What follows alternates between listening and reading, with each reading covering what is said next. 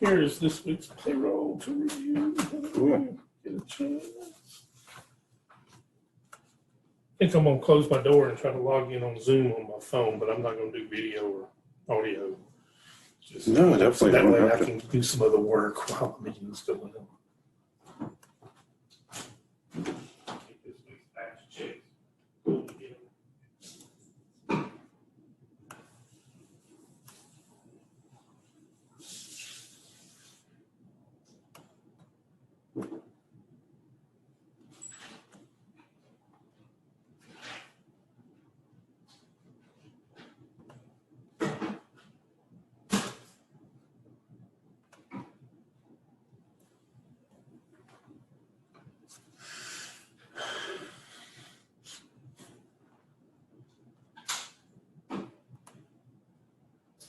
On that Hill Street, property maintenance, do you want me to have, Marcus prepare up a summary of labor and materials and Yep. all that? Yeah. Okay. So, Yeah, let's get that and send them a All bill. the receipts from Home Depot. I'm sure it was a few $100. Yeah.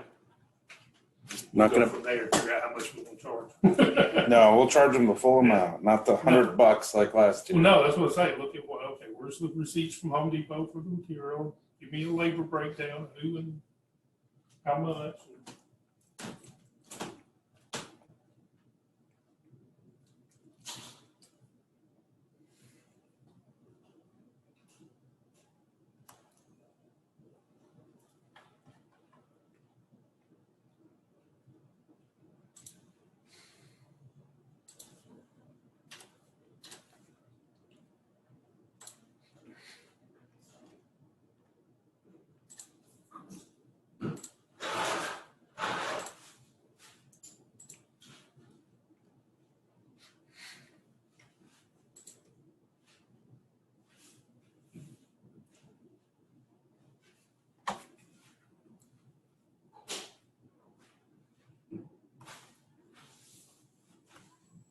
That's funny. What?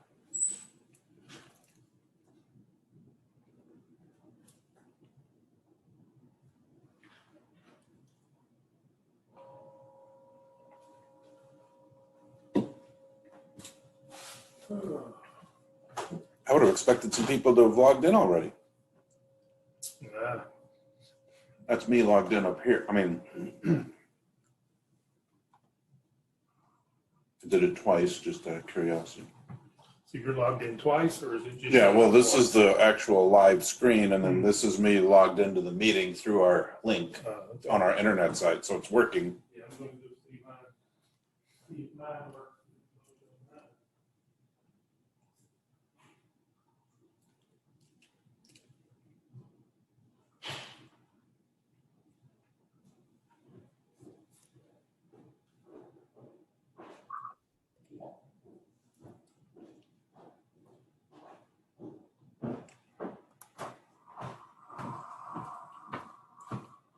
Are you logged in? Are you logged in? Not yet. Not yet. The chief and I got on earlier. Did you? Yep.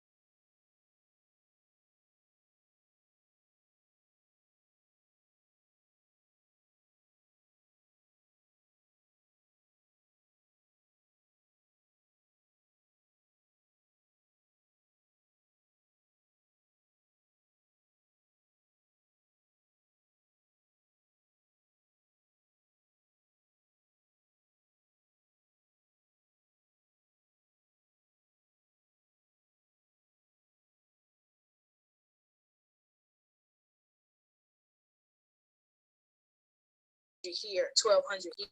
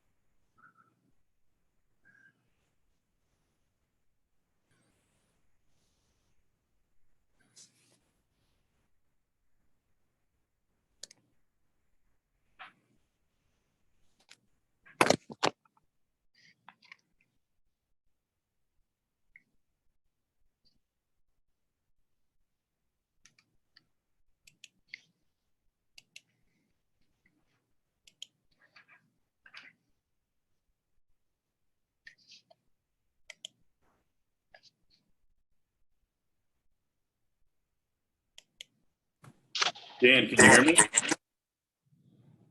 Yeah, Cool. Okay. you hear me? Yep. I hadn't muted you yet. That's why. But I could hear the background, so I'm going to mute you. Oh, okay. So nobody else will hear me, or do I need to mute it on my phone? No, I'll mute you. No one else will be able to hear you. Ready, set, mute. Okay. Yeah, he's done. Silence. I have control. I am in control. None shall pass.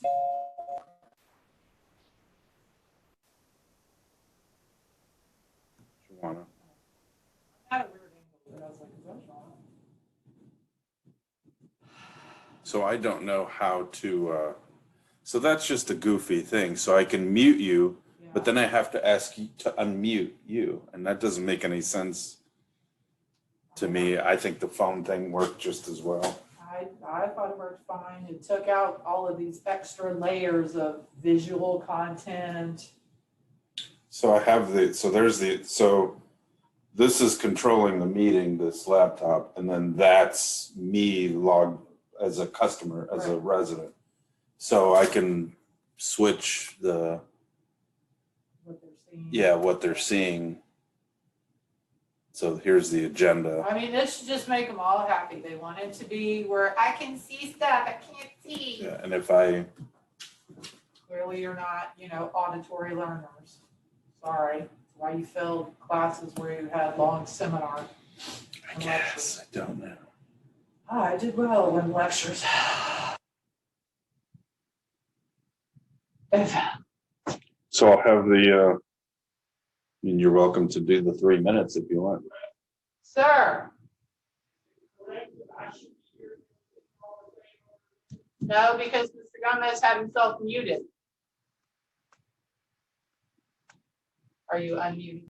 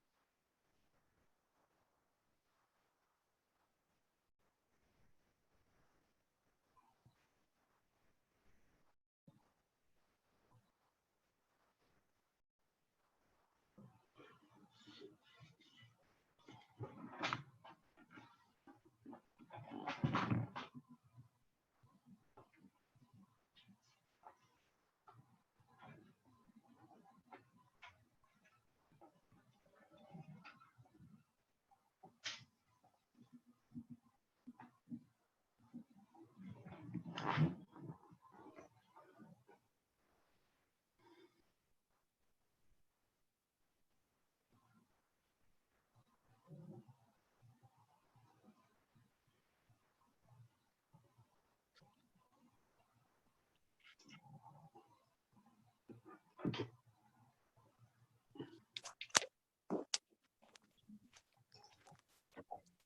come I can't see it?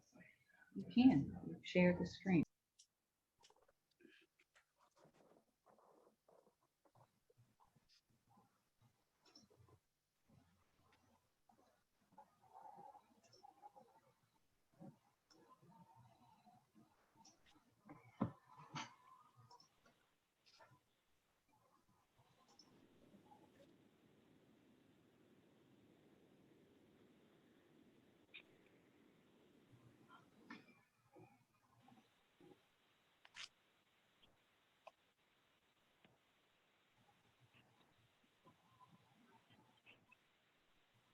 Hello, this is Steven. Can you hear me?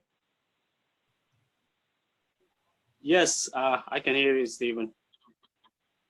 You Great. are online. We can hear you. Good evening. Good evening.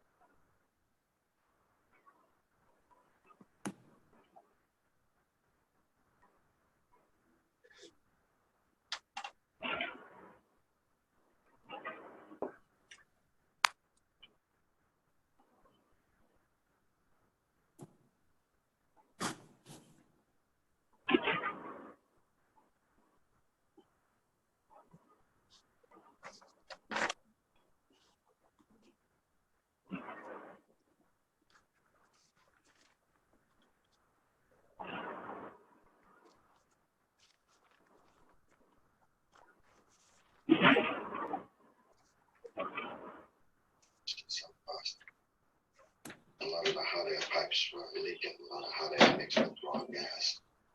And the valve was jammed. And I couldn't get it on. If you grab that So package I for me, pulled that'd be some super. rags. Great, great. Can you get that for me? Tried to. Get that one. I tore up some rags to see if I could stop the leaks. Oh, goodness, dear. You're not as useful as I thought you were. Oh, it's okay. I tried to force the valve shut with my wrench. I put it on the valve nut, and the wrench slipped off my hand. Come on. What about your hand? I guess it got caught in the pan. You guess? You know? Mr. Vice Mayor, the only council member that I don't see on is Councilman Ahmed Hassan. All the other I know. four plus yourself are on. Okay. But I think you can see that. Got it caught in the fan. Yes. Let's give him another minute. Look, I'm tired. Yeah, all right. You know. I want you to understand your predicament. If the hospital releases you, you will stand trial, and I'm sure on the basis of the evidence. Dean, we can hear your television. Okay.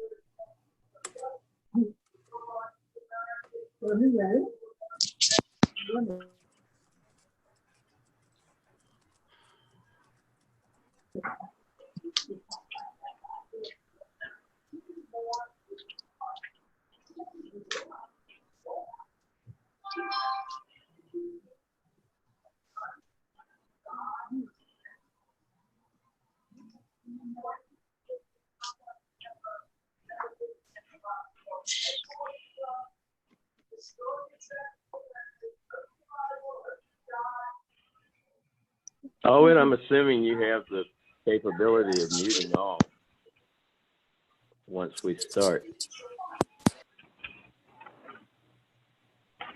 Owen.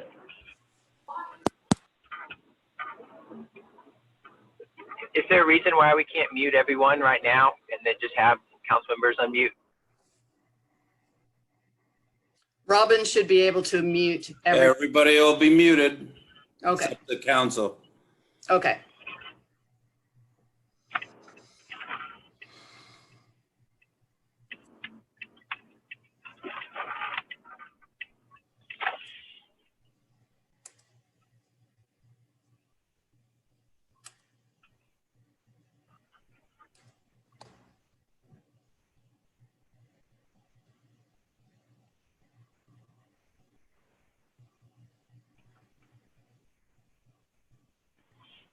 I was trying to talk to Ahmed.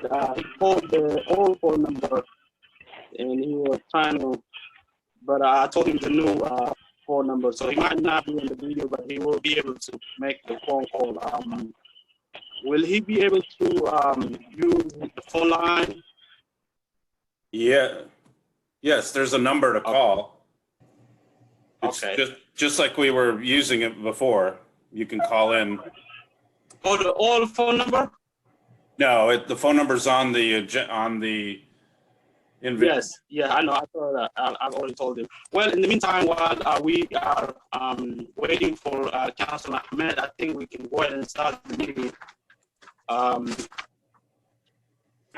It's all recorded, right? Yes. Okay. All right. It's Thursday, August 6, 2020. It's 7:04 p.m. right now, and I called this meeting to order. I will start with a roll call, and just as usual, please say aye. Councilmember Bell. Aye.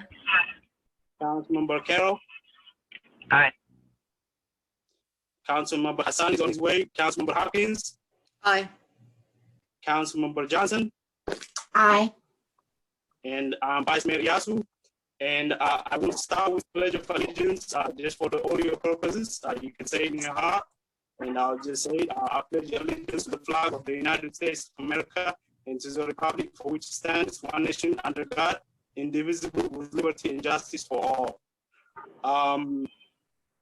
We have one administrative item, which is C1, approved minutes from council meetings on July 7 and special call meeting on July 21st. Do I have a motion?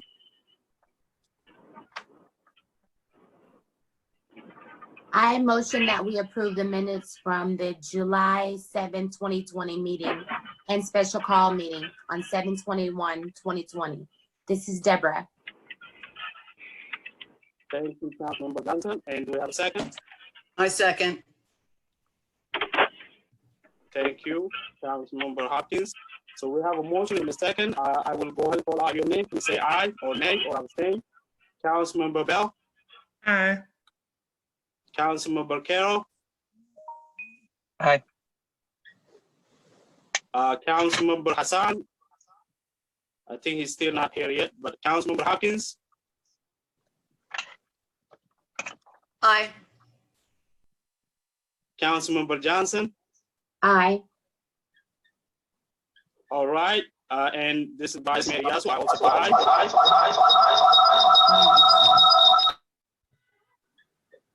I'm sorry, what's that noise? I'm not sure. Well, now we're going to go to reports. Planning and zoning report first. Hello, everyone. I'm so excited to report that the city of Clarkston has 5 developments that are underway. And that is a great feat because the city of Clarkston has not had new development in over 20 years. And those developments are the Starn Senior Living Facility that's on Clarkston Industrial Boulevard, the cottages on Vaughn, the 8 cottages. And when I spoke with the developer, they actually have only 2 remaining. So that's good as well. The Peachtree on Pond, those the apartments, those are the 100. I'm sorry. I'm sorry to interrupt you. I'm sorry to interrupt you. And they are actually moving forward with the demolition of. Ms. Carey, I'm sorry to interrupt you, but there is the background noise. Can everybody mute their phones when they're not talking? Thank you. Go ahead, ma'am.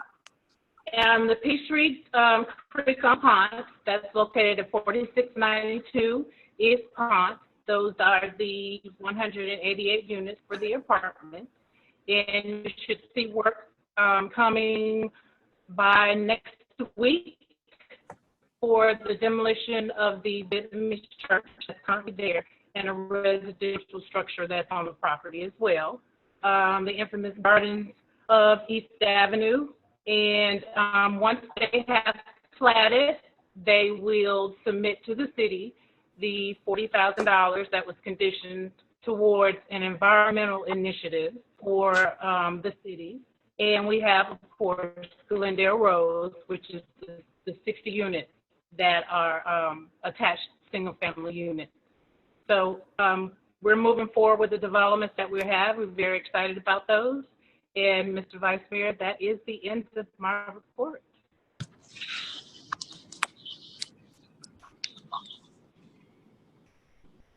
So thank you, Cowie. Do we have any questions for Ms. Cowie or comments regarding the report?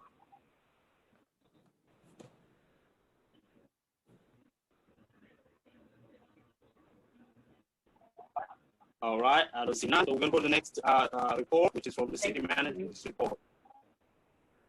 Thank you, Mr. Vice Mayor. This is Robin Gomez, Clarkston City Manager.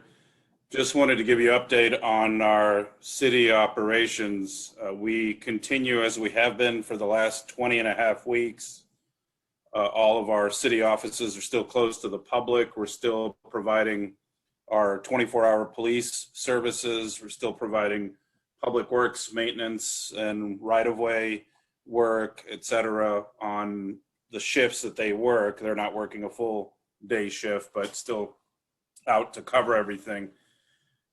Our parks continue to be closed for groups, specifically at Milam Park. The pavilions remain closed, the tennis courts, the playgrounds, again, to deter people from gathering and holding events. So we're not holding any activities or any rentals of any of our facilities, including the Women's Club.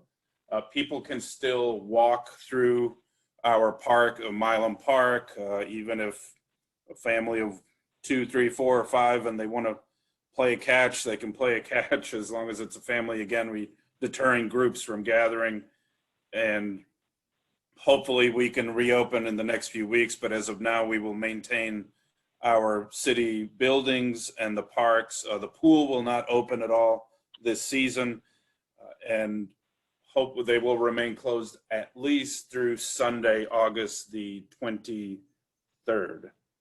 Excuse me. Yes, Sunday, August the 23rd. We will make a determination depending what happens over the next week, but due to the continuation of the positives and just the data showing that the virus is not where it should be at this point, we continue to keep that closed. Our staff continues, the non-essential staff continues to work remotely or from home, and by myself and our finance director, Dan Defnall, here on the 2 floors at City Hall Annex. Again, we still are encouraging everyone to take the appropriate health, wellness type measures. If you do go outside and go into a public setting, to please remember to wear a mask. We have been distributing masks here to a few businesses, to even just residents. There is also the COVID-19, I'm calling it the community task force that grew off of the Ethne Health every other Monday community meetings. They have been very busy and with volunteers and distributing thousands of masks that we thankfully received from Dekalb Emergency Management Agency to the apartment complexes directly. They will be hitting 4 more apartment complexes this weekend. They've visited Park 1000, Clarkston Station, even Christopher Woods, just outside of our city limits. And then they'll be hitting the complexes over on Brockett Road. I believe they already visited and distributed at 1500 Oak Apartments. But we just picked up yesterday, and thanks to the chief and the assistant chief, 7,000 masks that this grouping will be distributing to all of our, again, to those apartment complexes. And if anybody needs any masks, please don't be shy, call, text, email. We can certainly share. And again, we want to continue to promote that through our businesses and as people go about their work. As part of the mask distribution, that includes hand sanitizer. We received a few weeks ago a quantity of the equivalent of about 3,000 small bottles of hand sanitizer. We received another 1,000 yesterday, and again, those will be distributed between Saturday and certainly in the upcoming Saturdays as well. Also want to thank all the volunteers and certainly DeKalb County again for the food distribution that was held at 3 locations this past Saturday at Buck Godfrey Stadium, Halford Stadium just down the road, and here at our Tahoe Village just outside of Fresh Food to Go. And again, want to thank certainly the Vice Mayor was there working, and Councilwoman Deborah Johnson, and at least 40 or maybe 50 volunteers that distributed over 750 boxes of food and bags of 10-pound bags of chicken, 20-pound bags of boxes of vegetables and some fruit, I believe, and the bags of chicken. And so that will continue as it has periodically for the food distribution, just to meet the need that has been occurring throughout certainly our Clarkston area and other parts of the county. And again, just want to emphasize that as soon as the data shows a much more favorable reduction in the spread, then we will look to return back to city operations by reopening some of the buildings. We were planning to restart our courts right after Labor Day. We may be looking to reschedule that. We'll make that decision here in the next couple of weeks.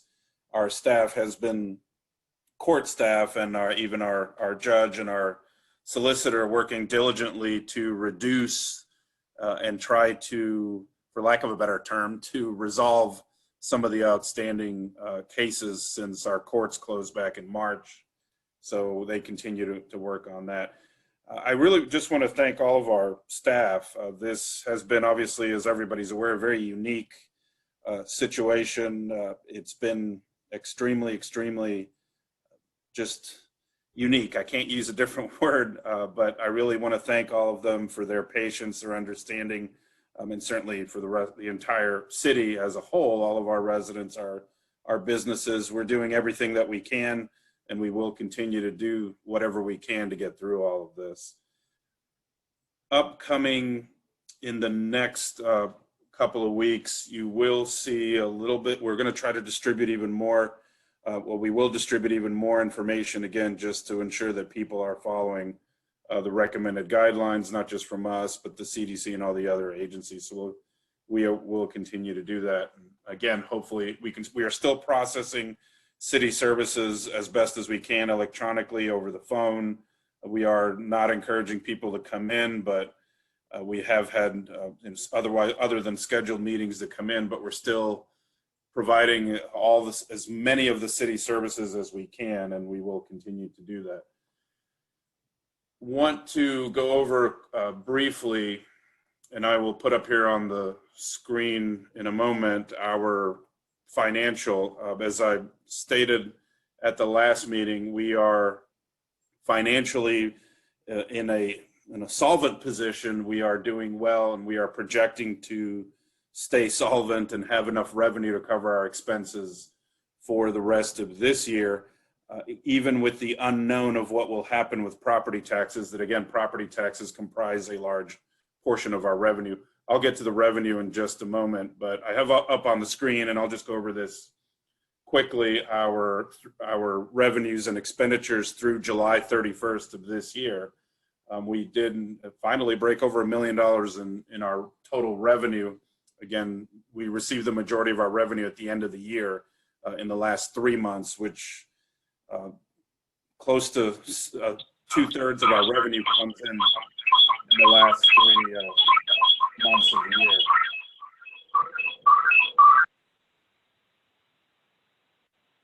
Just mute that person. So we continue again with a little over $1 million that we've received. Our expenditures are just under 3.2 million, and we are again keeping and ensuring that we're only spending absolutely what we need to spend. Again, most of our expenditures are salaries and benefits, and again, we have 44 total budgeted positions, although we currently do have 4 vacancies, 3 in police, 1 in planning and development. A little bit, and I'll go over in just a moment, our SPLOST fund, as you can see at the bottom of just that page 1, we do show a balance of a little over 5 million. That's because it shows that the principal balance of the first bond issuance that we did pay off, but we're just showing it as a balance. But obviously it's left our bank account. We paid that. Well, it never actually came into our bank account, but we paid that first bond and then paid the principal on the remaining, in essence, the new bond that was replaced by the payoff. So that's why you show a balance on there. Just quickly going to some of our other expenditures in our administrative, where our budgeted expenditures are again below where we should be.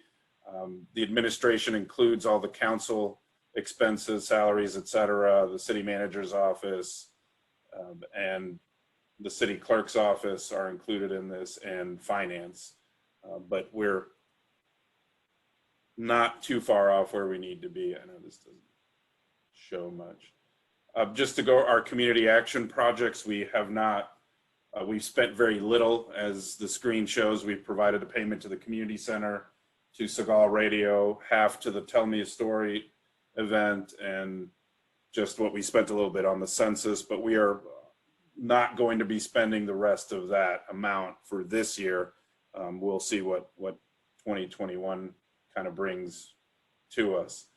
The remaining of these pages, as I navigate through the report, again, are broken out by different sections and areas and departments of the city. I just went past the buildings and grounds. Well, it's giving me a little slow.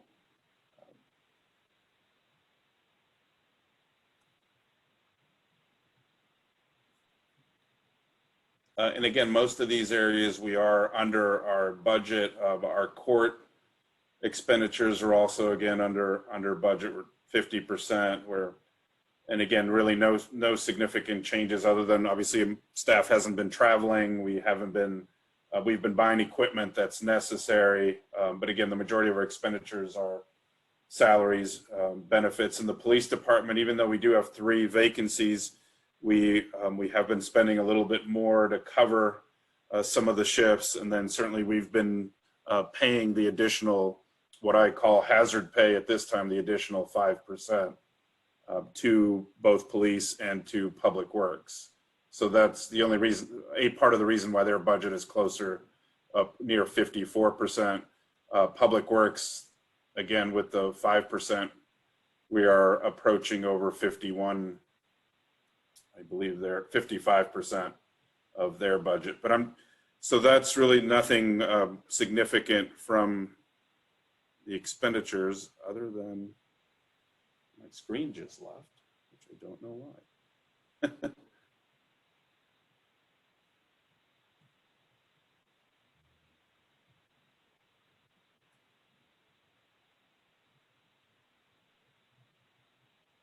Planning and development, the same way as I stated, we do have one vacancy in planning and development, so.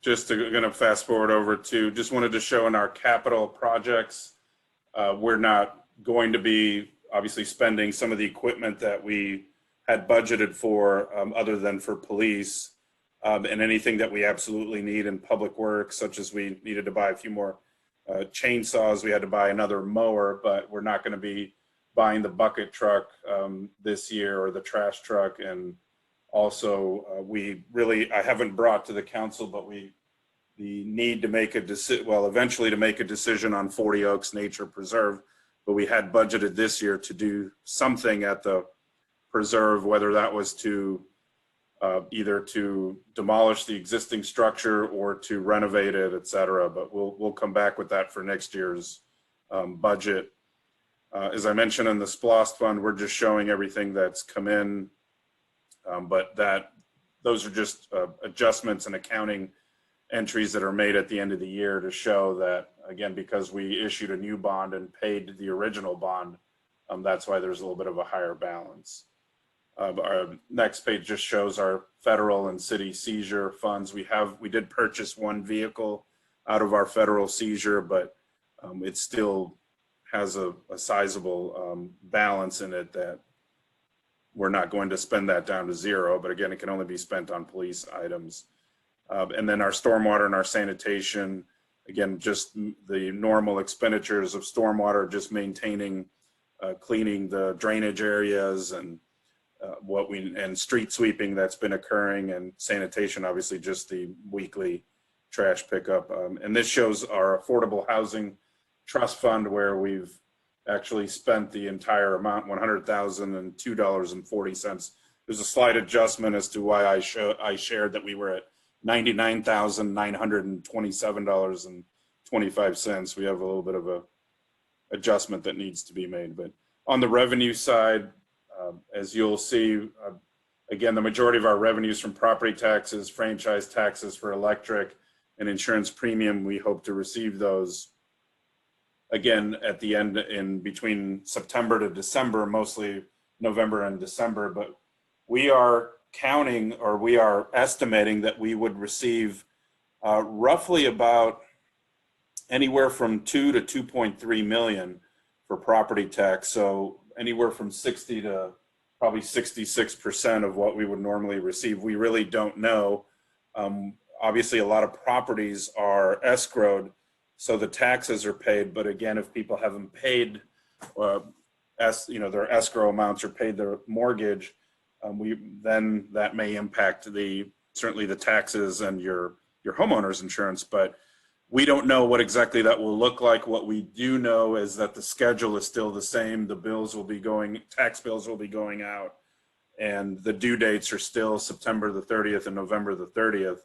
So we will obviously provide an update as to how that progresses. Again, franchise taxes for electric are impacted by economic conditions. If people are unable to pay their electric bill, which is usually one of the first things that needs to be paid, probably after water, that can impact the tax that we would receive, which we would receive that in February from Georgia Power.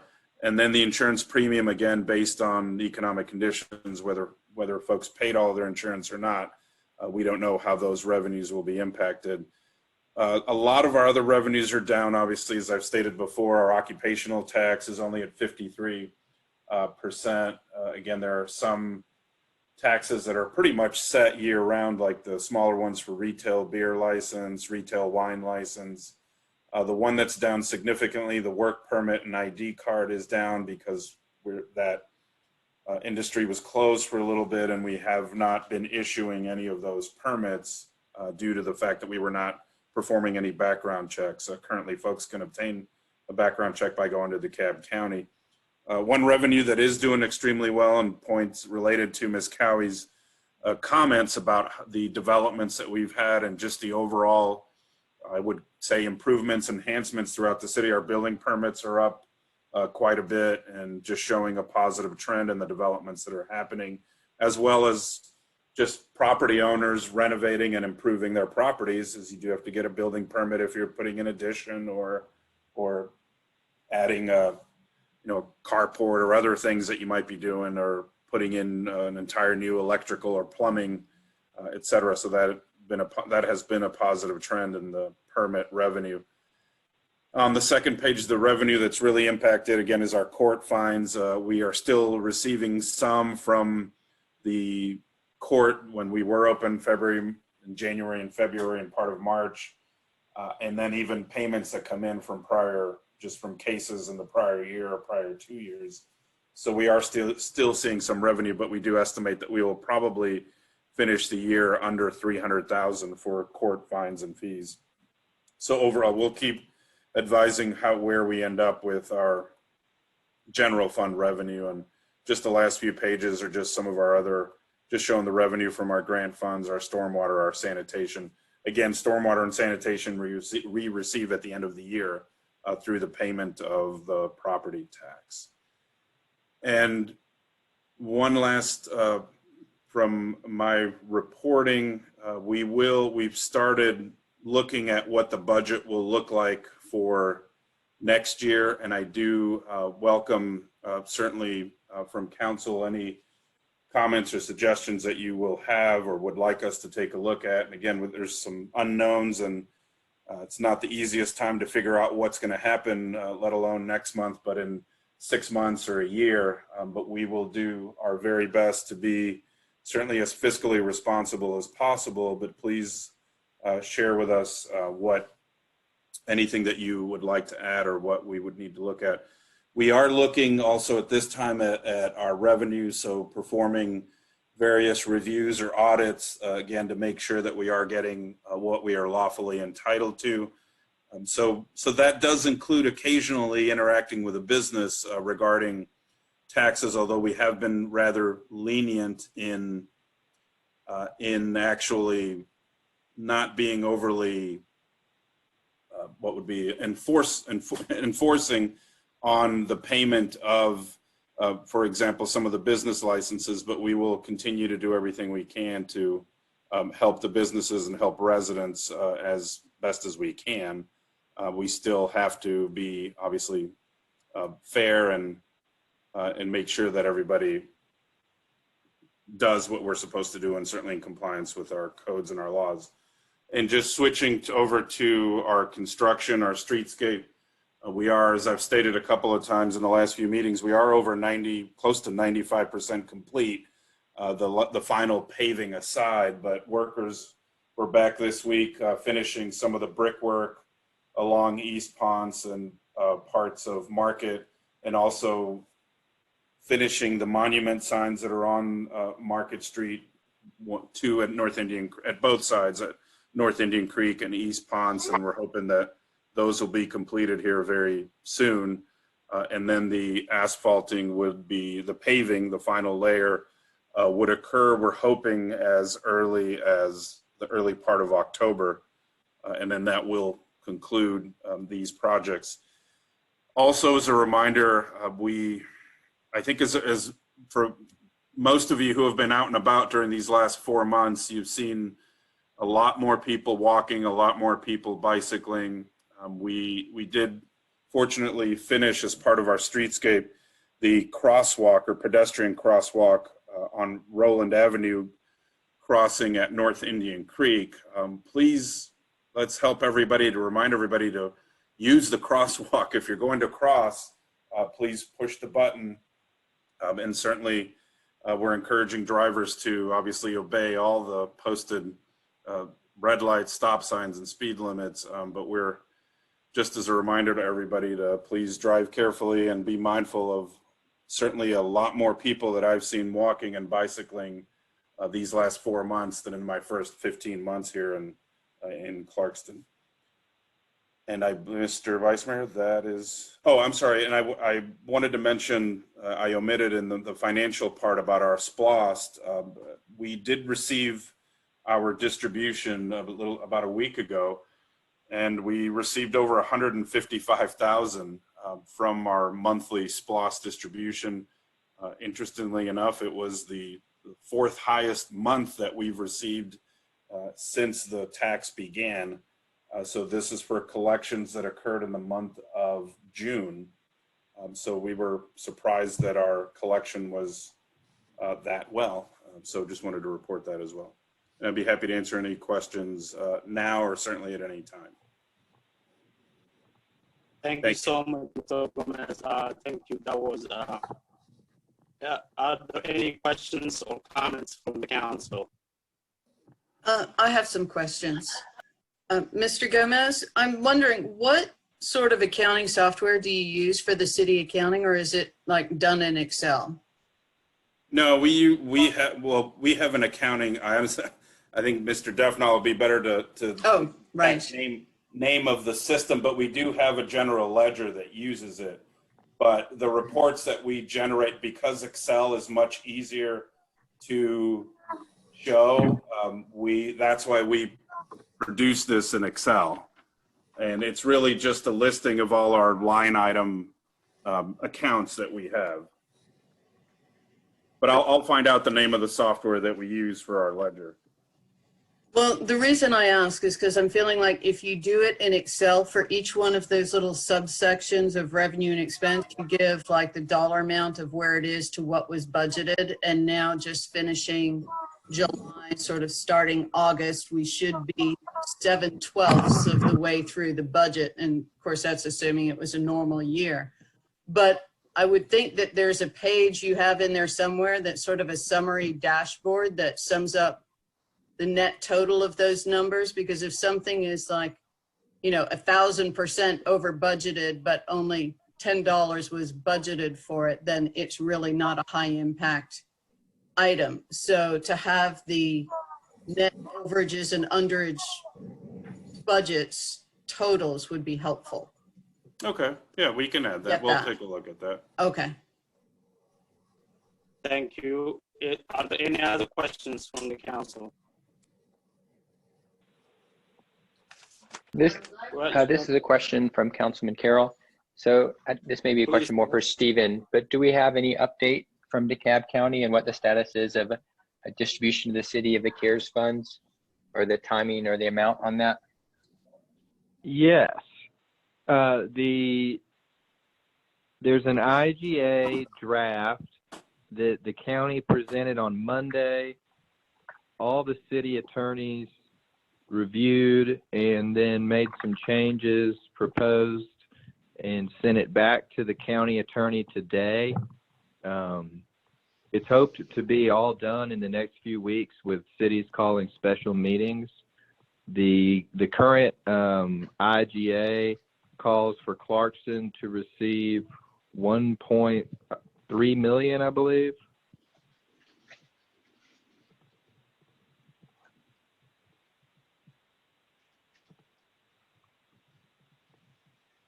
Thank you, sir. Are there any other questions from the council to the city manager before we proceed to city attorney's report?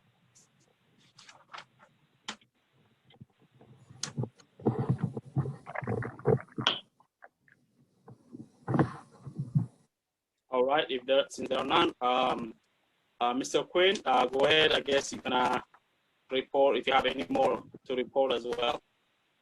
Well, that really was my report that I just gave, unless anyone has any more questions about the CARES intergovernmental agreement. That's all I have.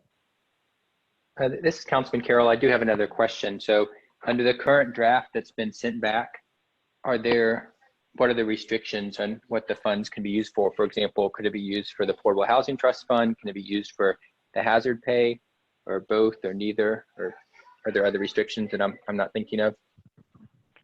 So the IGA, which is not final, would not impose any restrictions on the cities other than what the CARES Act imposes. And so I have not yet read through that to make that determination, but I feel pretty sure that both of those things you mentioned are going to be allowable expenditures with the CARES money. Councilman Carroll and Council, this is Robin again.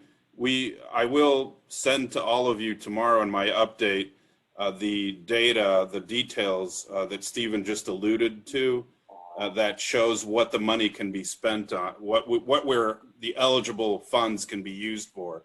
So it's quite detailed. It's about 4 pages. And so you'll have that tomorrow. I believe I shared it with you a couple of months ago, so it has been a little while, but there was an update generated sometime in June, but you'll have that tomorrow. Thank you, sir. If there are no other questions, we're going to go to council remarks. Councilmember Bell. Thank you. So the only remark that I have is that I'm still working with a few community stakeholders for There's a program on your phone to find it. I wasn't able to find it. I found it on my own last time. I can find the case, but I can't find an individual earbud. Dean, you're not muted. Thank you. Go ahead, So still Councilmember Bell. working with a few community key stakeholders for the Clarkston Food Initiative. And so in the next couple of weeks, we'll be launching a website, and it'll essentially provide connectivity for a lot of the nonprofits that are distributing food across Clarkston, as well as to give insight on if there is an organization that has a surplus of food where another organization may not have as much, so that they can really communicate with each other and connect and make sure that all of Clarkston is being serviced as far as food distribution is concerned. And it'll also allow constituents to come in, write in, put in input about foods that they may need, extra food that they may need, and then it'll have like a map as well as a calendar to show where they can get those foods on those days. And that's my report. Thank you. Councilmember Carroll. Hi, yes, this is Councilmember Carroll. So for my report, I just wanted to say that I continue to have the meetings with the Early Childhood Learning Task Force, and we actually met yesterday via video, and City Manager Gomez and Vice Mayor Yasu were both on that call as well. And we discussed with representatives of the National League of Cities what are different models that other cities have been successful with in early childhood learning, and how we can implement maybe some of the things that they've learned in Clarkston. So I'm excited for that. And the other thing I was going to say is that I appreciate that they've opened up the dog park. I think the next step may be opening up the playground for Milam Park, just because I think that kids can play without necessarily congregating as much. And the research that I think has shown that the risk of outdoor spread is relatively small. So I would encourage the city to consider that as the next step in mid-August. And then if that works well, maybe we can move on to pavilions after that. Thank you, Councilmember Carroll. Councilmember Hopkins. Oh, I'm sorry, Councilmember Hassan, if he said. All right, I guess he hasn't joined us. Councilmember Hopkins. I just want to thank the city for the great job that they're doing, and coming out, they sort of took us on a walk around of the development on East Avenue, and we had Ms. Cooey and Mr. Gomez walked around with Tad Braswell and members from Dekalb County Parks and Recreation, and we me and Lisa got out and laser checked some of those margins, and they're within the required amount of tree clearance over the creek. I also want to thank you, Vice Mayor, and Deborah Johnson for getting out, and all of the volunteers that worked with the food distribution as well. I know that's a lot of hard work, and I wasn't allowed to make it this past time. So thank you for that. And that is all. Thank you, Councilmember Hopkins. Councilmember Johnson. Hello, yes, hold on one second. Trying to get my camera on. I'm not savvy, you guys. Okay, well, I just wanted to say that we did have a very successful food drive on Saturday. We had 750 food boxes plus school supplies, as well as snack bags for the kids. And we also made a connection with your community food pantry, which is sponsored by the First African Community Development Corporation.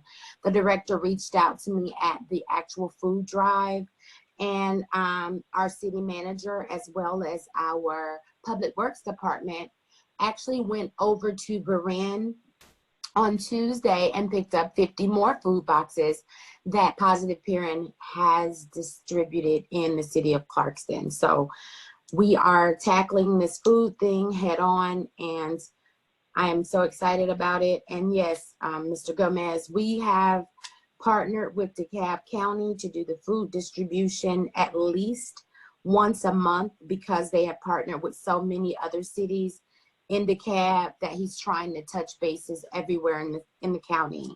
So we should have this distribution for the rest of the year. And I want to thank the chief and her staff for coming out on Saturday as well, making everything go smoothly. The city manager, vice mayor, Chris Busing, thank you for coming, giving us some words of encouragement if you're on the line. So it's gonna take the community to actually look out for some people that are not gonna ask for food, not gonna ask for rental assistance. So I just wanna thank the organizations and the people in place that have been working diligently to reach these individuals, because we are one community. That's it for my report. Thank you, guys. Thank you, Councilmember Johnson.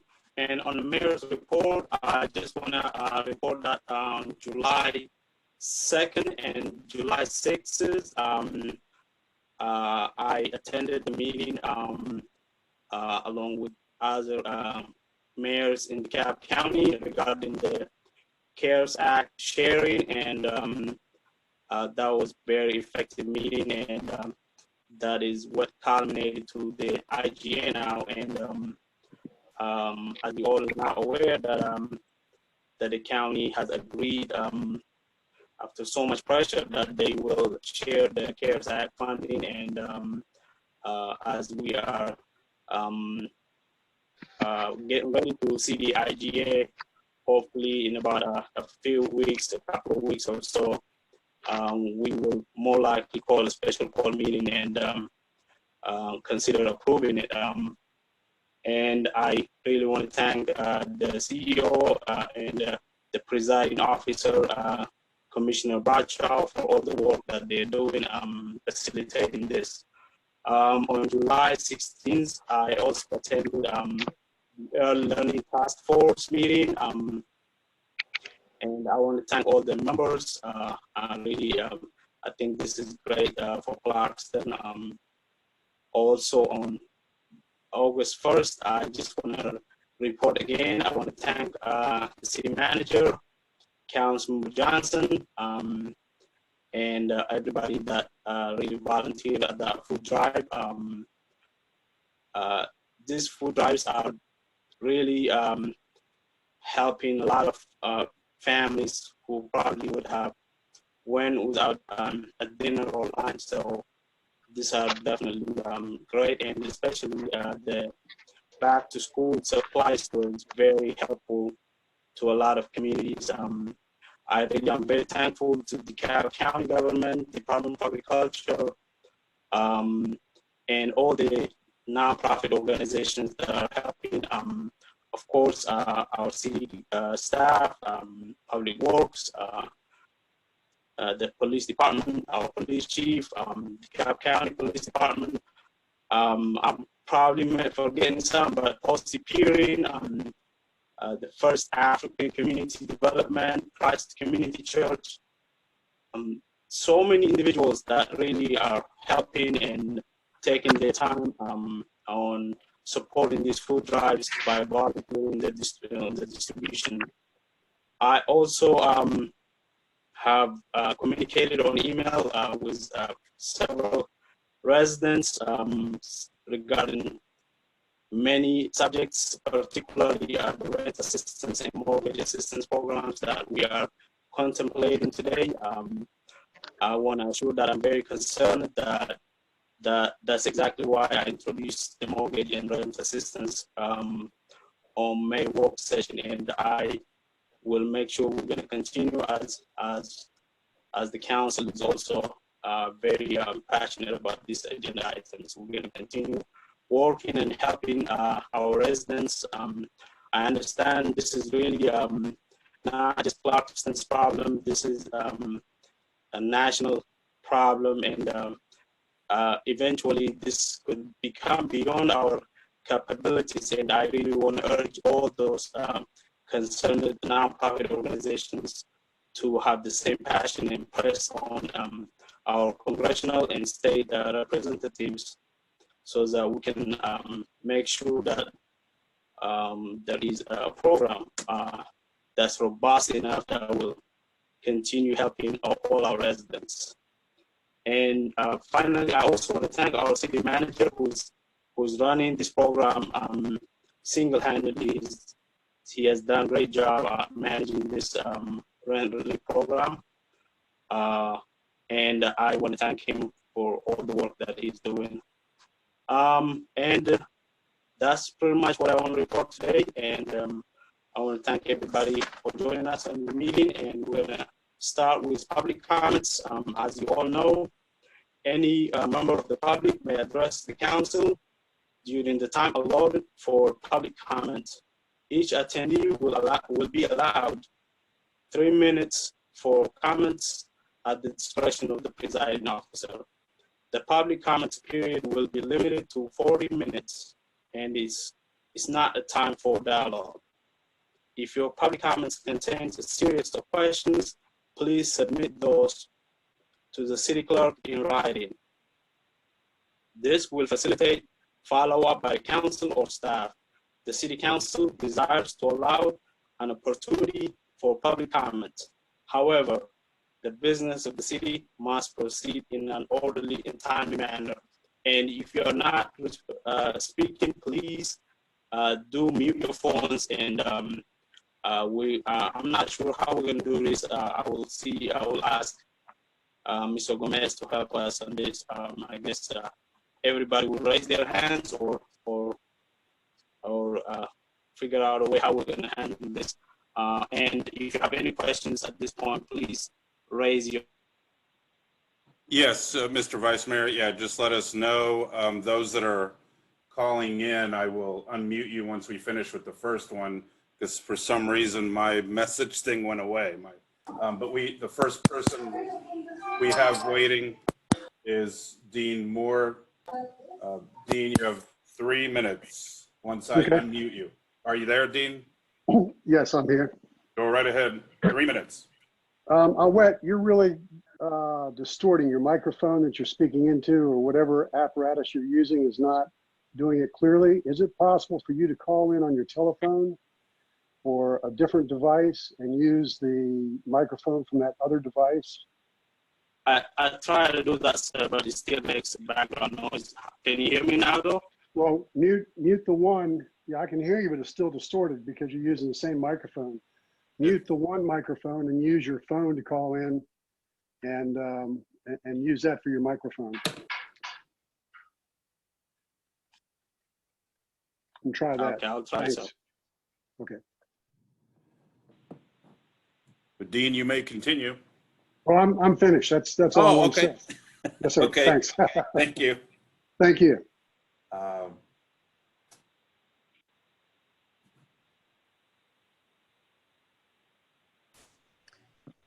Anybody Can't you else? see me wave? And Susan has her hand up to speak. Susan.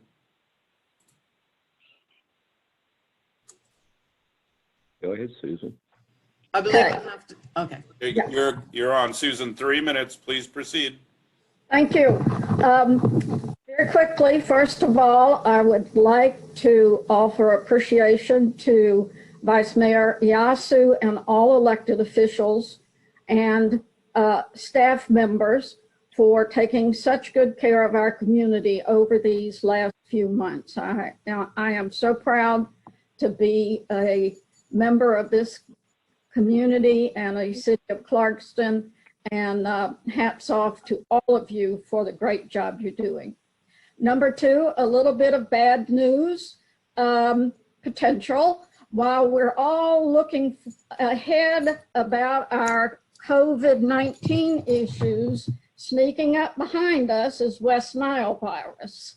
So I hope everybody saw the information the city put out that it hasn't been identified in Clarkston, but it's close in Tucker.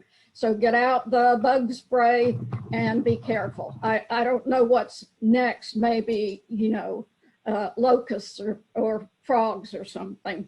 And finally, I was not able to participate in last work session. And so I wasn't able to comment on the agenda item related to the management of Friendship Forest Nature Preserve. And I would just want to add that I do support that agenda item and hope that we can have good management of that very important resource to our city. That's it. I've got my hand up. You just can't see it.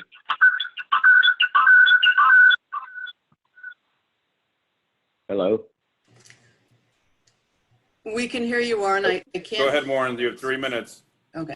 Yeah, there was somebody else that was on and they were interfering with it. I'm sorry.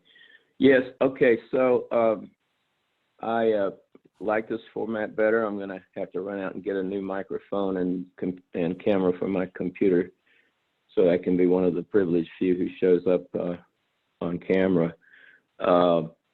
I want to say, first of all, I like to recommend the city, well, I've already mentioned this to Robin and Gomez, so maybe this will happen, that you provide signage, just a simple 8x10 printed sign for businesses to put on their entrance that people by city order are not allowed to enter without a mask, since we have a mask ordinance, and that takes the heat off of the business owner. I also wanted to recommend that our mayor do something about his microphone next time at least. And also then, as far as Friendship Forest is concerned, whatever you guys do tonight, please make it enforceable. And I know it's going to be kind of a stopgap measure until perhaps at the next meeting and within the next couple of months, we can do some proper plantings. If we can get you guys to pass that, we'll take that up at the next T&E meeting. And so, you know, hopefully it's got to be something that works to continue to honor the mission of that of Friendship Forest, which is to be a wildlife sanctuary and not a sanctuary for wild living.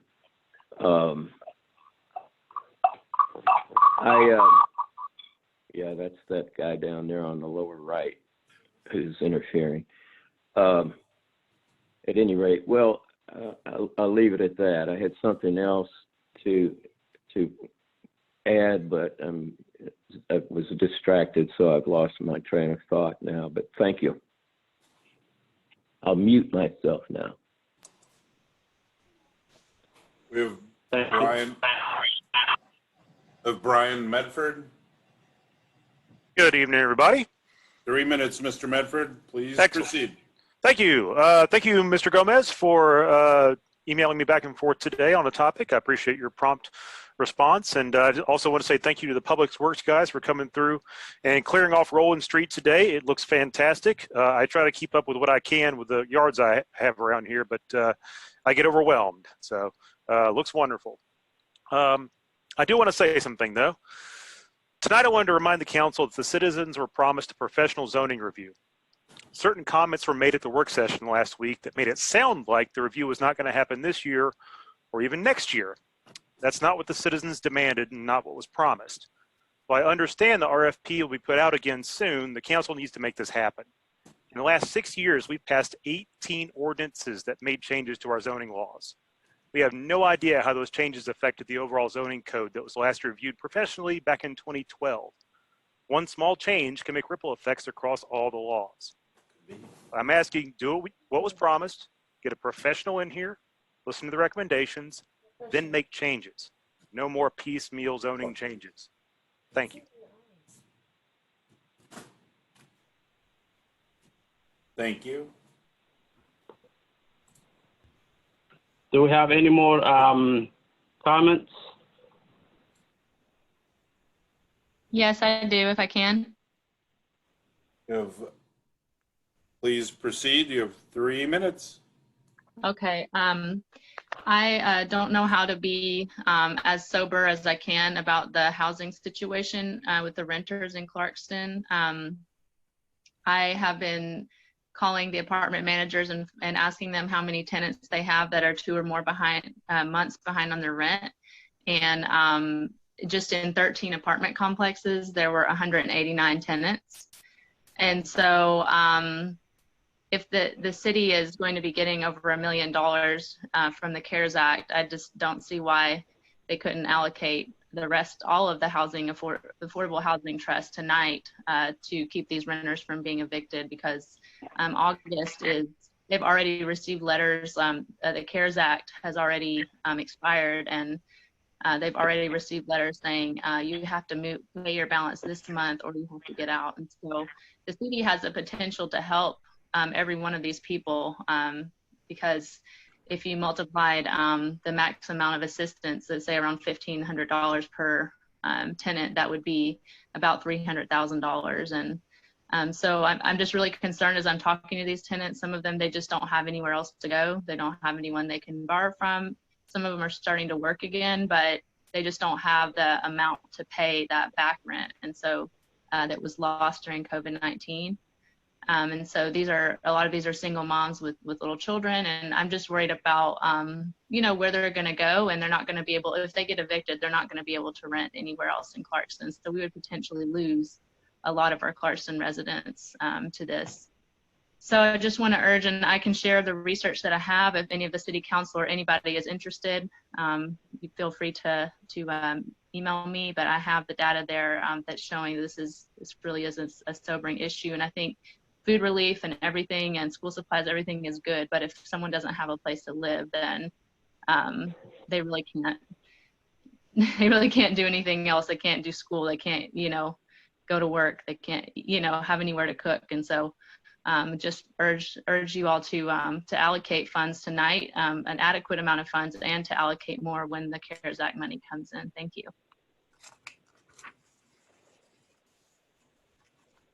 Thank you. Do we have any more comments?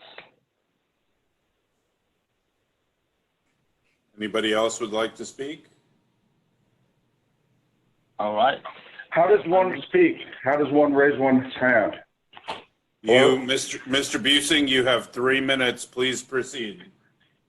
Oh, okay. I finally figured out how to make this Zoom thing work. I guess this is better than the conference call system. Well, we do live in the strangest of times. We are witnessing around the U.S. much change and challenge of jurisdictions between city, county, state, and federal government. Well, especially with this sanctuary phenomenon. I mean, look what's going on with all these local autonomy. Sanctuary county for this, sanctuary city for this, sanctuary state for that. Sometimes I think the United States is actually breaking up. It'll be interesting to see how the Clarkston City Council and city management anticipate and react to the onslaught of world events in their effects on this small city, and be able to adjust with ordinances and policy. It will take keen minds in Clarkston to be able to figure out how to venture into policy for making ordinances that address a continuing stream of emergency situations. I mean, policy and ordinances that may even run astray from Georgia and federal law. And mask wearing ordinances is just the beginning. I hope that the mayor and council remember better days of recent months when we defeated NAMB after they demolished the Sanger house and their machinations to get the Sanger property rezoned for their institutional purposes, but it failed. This was right before COVID-19 outbreak. We experienced the best example of grassroots organizing and all parts of government cooperation. Well, except for a few councilmen that were working on NAM side, but basically we all pulled together in a great battle and we won. Do not forget this spectacular victory, which you all can be proud of. The same resourcefulness, pluck, and presence of mind displayed there can serve Clarkston well for even more tumultuous times we have ahead of us. Thank you.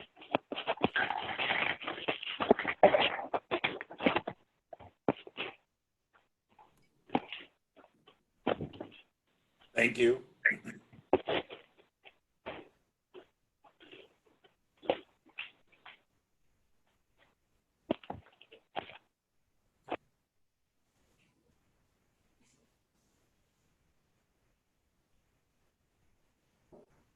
I don't think we have anyone else, Mr. Vice Mayor.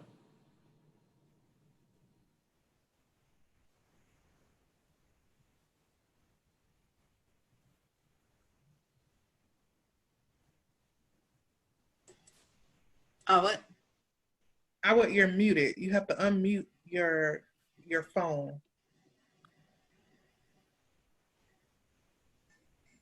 Right. Thank you. Can you hear me now? Yes. Perfect. Okay. So we have we have several new businesses. We don't have any old business. We're going to start with G1, public hearing, text amendment to the Clarkston zoning ordinance require site plan for rezoning application seeking the NR3 designation. And I recognize Councilmember Hopkins on this. You're muted.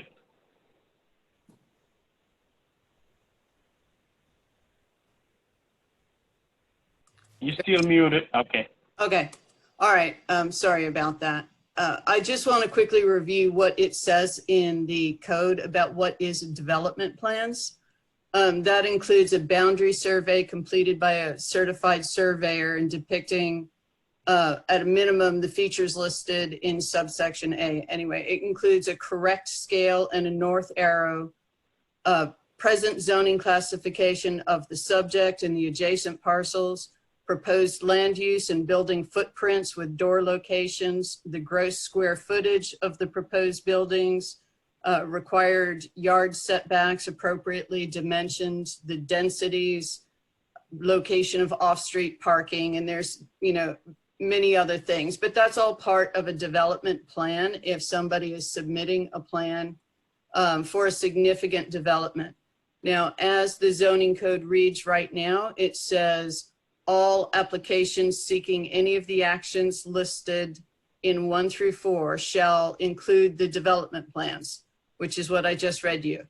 Item 1 says applications to rezone property to NC1, NC2, NR3, NRCD, RC, or TC.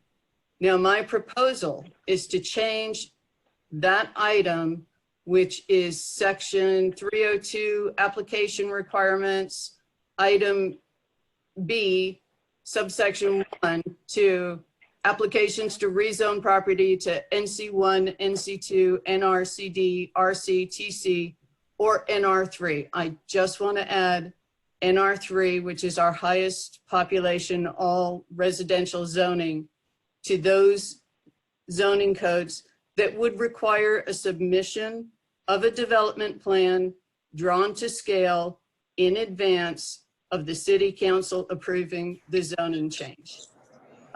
We lost 1% of the landmass of the city of Clarkston that was completely forested that has now been clear cut because that was not in their requirements.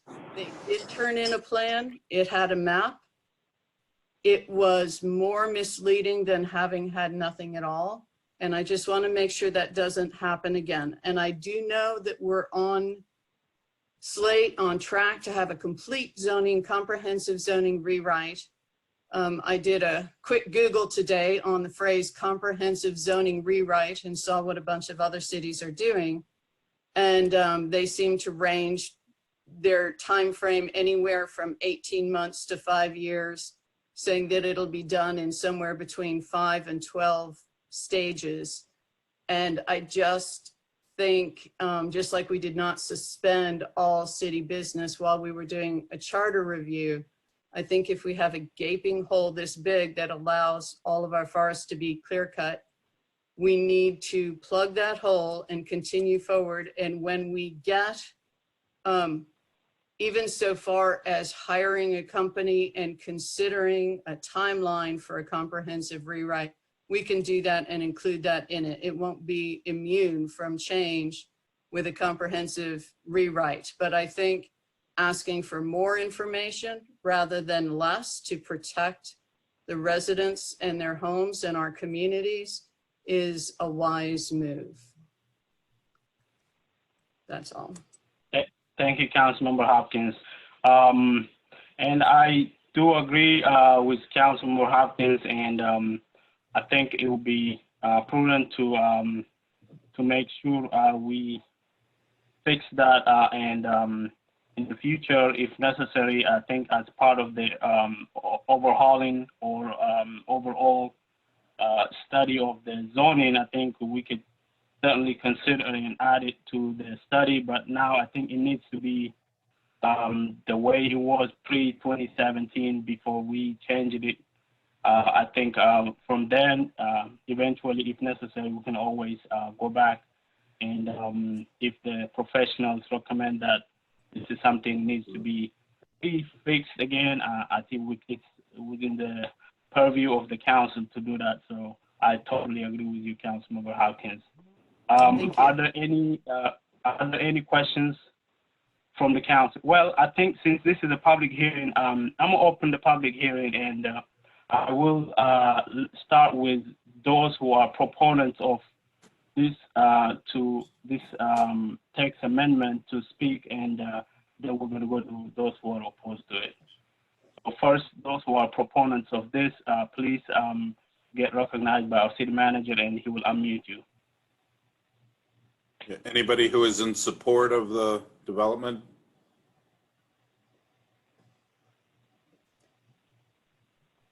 In support of In support of the text amendment. Text amendment. Yeah, in support of requiring developers to submit a development plan to change zoning. I would like to speak if I can. This is Warren Hadlock. Yep. You got 3 minutes. 3 minutes. I think that what Councilwoman Hopkins is proposing is infinitely sensible and reasonable. I think she is, if she's erring at all, she's erring on behalf of the city and the citizens and the environment. And so I'm very supportive of this. I don't think it is any threat, as are the lackings that we currently have. And so I very much support it. Thank you. Thank you, sir. I'll mute myself. I would like to speak as well. Can you state your name? And my name is Shayna Tiny McAllister. thank you. Yeah. Can I go ahead? Yep, Yes, please proceed. Yeah. So I'm also in support of Ms. Hopkins and Warren, surprisingly.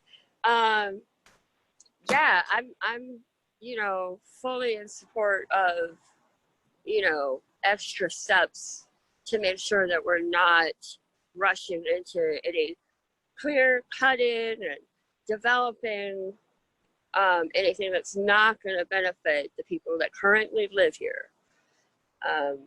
That's all I have to say. Thank you. Thank you. Mr. Dean Moore has his hand up. Yes. Can you hear me? Yes, please proceed. Okay. You have 3 minutes.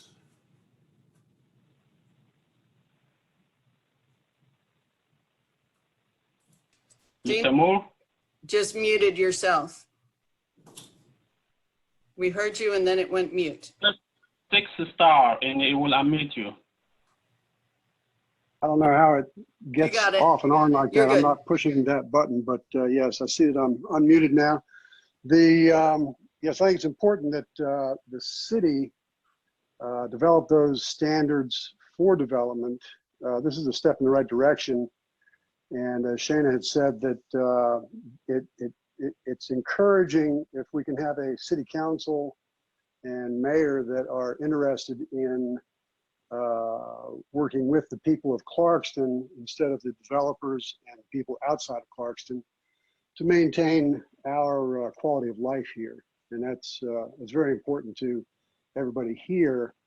I think that East Avenue project would have been better serving of the community if we could have acquired that property and included that as our ring of parkland between Dekalb County and the city. A lot of people have talked to me over the years when they discovered the Beltline in Atlanta that mentioned that they would like to see something like that in Clarkston as well. When I put forth the idea for the Riverwalk, I know Ted Terry was very interested in jumping on that right away. We were able to curb his enthusiasm until we actually had our other processes in place, and we got a $40,000 grant to do a study of 10-minute walk to parks and include that Riverwalk in the overall parkland of Clarkston. And I think that we as residents or longtime residents, I think that we see those types of developments for the city in the long run to maintain a ring of parks that we can go from one area to another. I do want to mention, by the way, I do have 2 deer in my woods now that apparently escaped from the East Avenue project, and I hope they do well. I've tried to help them out as much as possible, but I think their time is limited. And so thank you. Yeah, keep doing the good work and work for the people of Clarkston, not for the developers. Thank you. I'm done. Thank you, sir. Do we any more in support of the text amendment? All right, if none, then we're gonna go to those who are against the text amendment, or if they want to comment against it, please state your name and go ahead. Brian Medford, you have 3 minutes, please. Yes, so this would be piecemeal zoning change number 19 in the last 6 years, if this goes through. I would think that the Planning and Zoning Committee actually went over this and recommended including it with the next rewrite process, and the staff recommended the same thing. I know we've been ignoring Planning and Zoning's recommendations for a while now, so I guess I wonder why we even have the committee. But this won't stop another East Avenue. It's just a speed bump for a big developer.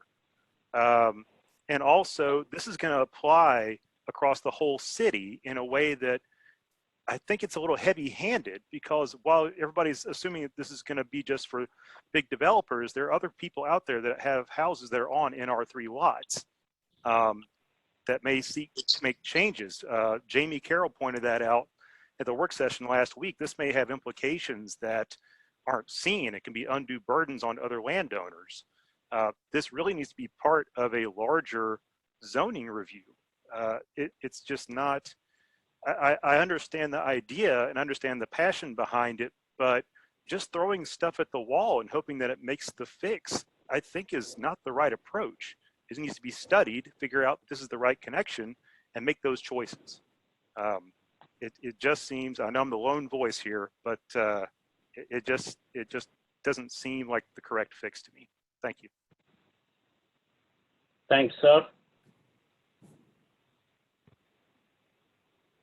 Any more who are against this?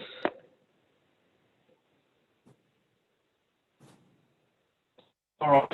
If there is none, I'm closing the public hearing, and we're going to go back to the council. If there are any council members who have a question or who want to comment on this, please go ahead. So this is Councilman Jamie Carroll. So there already is requirements for every developer and everybody that seeks a permit for anything really in Clarkston to submit a site plan. The only difference is that this would require the site plan to come before any rezoning is approved. And that's not really a hardship for a big developer. What that would be a hardship for is for someone who's looking to subdivide a lot or a very small scale developer. For example, we had a developer that was seeking to have a small lot rezoned NR3 so you could essentially subdivide and build a house into the backyard. And requiring the site plan before rezoning would mean that that small developer has to pay for the cost of a site plan before they get financing approved, because you can't get financing approved before the rezoning is approved. So they would have to come out of pocket for a several $1,000s site plan. And then if anything changes, they would have to pay for that again once the rezoning is approved to do a new site plan after that. So I believe that this would be extremely burdensome for the smaller developers in particular, and there's no reason to have it before the rezoning for everyone. If the council wanted to, they could require it for any one large developer. They could have required it for East Avenue under current law to have a site plan before any rezoning is approved.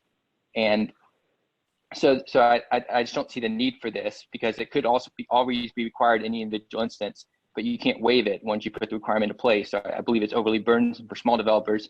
And the other thing is that planning and zoning and staff has both recommended this be tabled until we complete the zoning review. A lot of people that are speaking in favor of this, our members said when they were talking to East Avenue development, they said, well, we shouldn't do it because planning and zoning and staff oppose it. So I wonder what has changed, why these people aren't supporting deference to planning and zoning staff like they did previously. It just makes me a little bit curious. And the last thing I'll say is that if we are going to pass this, I would recommend limiting it to large developments. For example, 1 or 2 acres, we could make this requirement. And then, like I said, for large developers, I don't think it's as much of a burden as it would be for someone who's just subdividing a single lot. So I might be willing to support if we made it, for example, a 2-acre requirement, which is even smaller still than East Avenue development was, which I believe was 6 acres. But we could make it for 2 acres, and then that way a large developer that's doing a subdivision would still have to do it, but a small developer that's just subdividing a single lot wouldn't be burdened by it.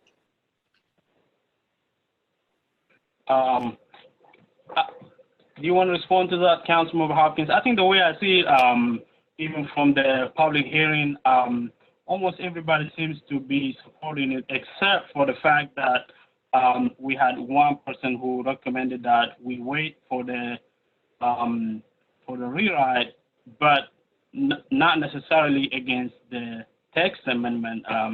So, I mean,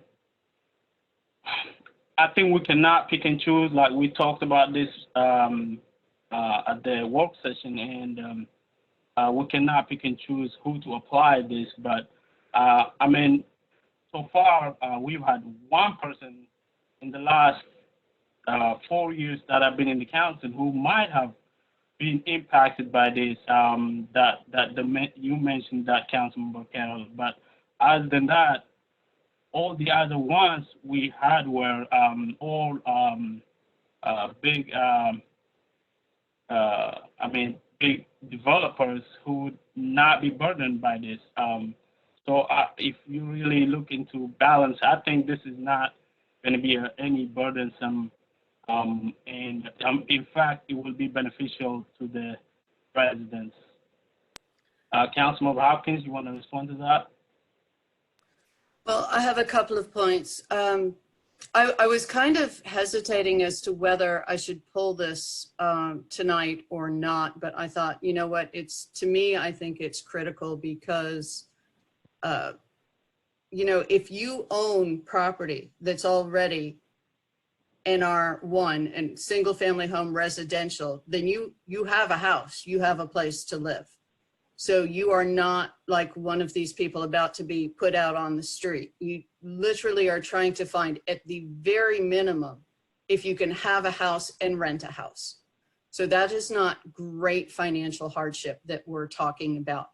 But also, I just want to point out that per the zoning code, I know I went about this the wrong way because I brought it straight to the council and I reviewed the code again today to make sure the processes were right.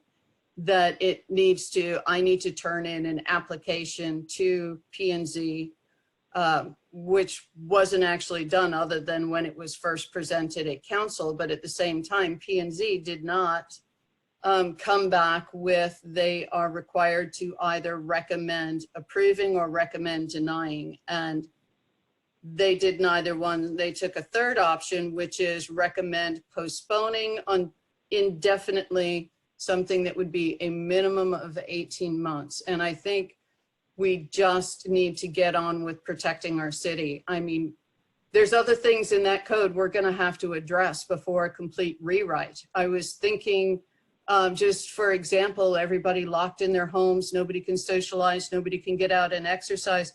We have that softball diamond down there. We could just put in stakes and ribbons and divide it up into 12 by 12 cubes and do yoga classes or exercise classes or something down there where we would all be socially distanced.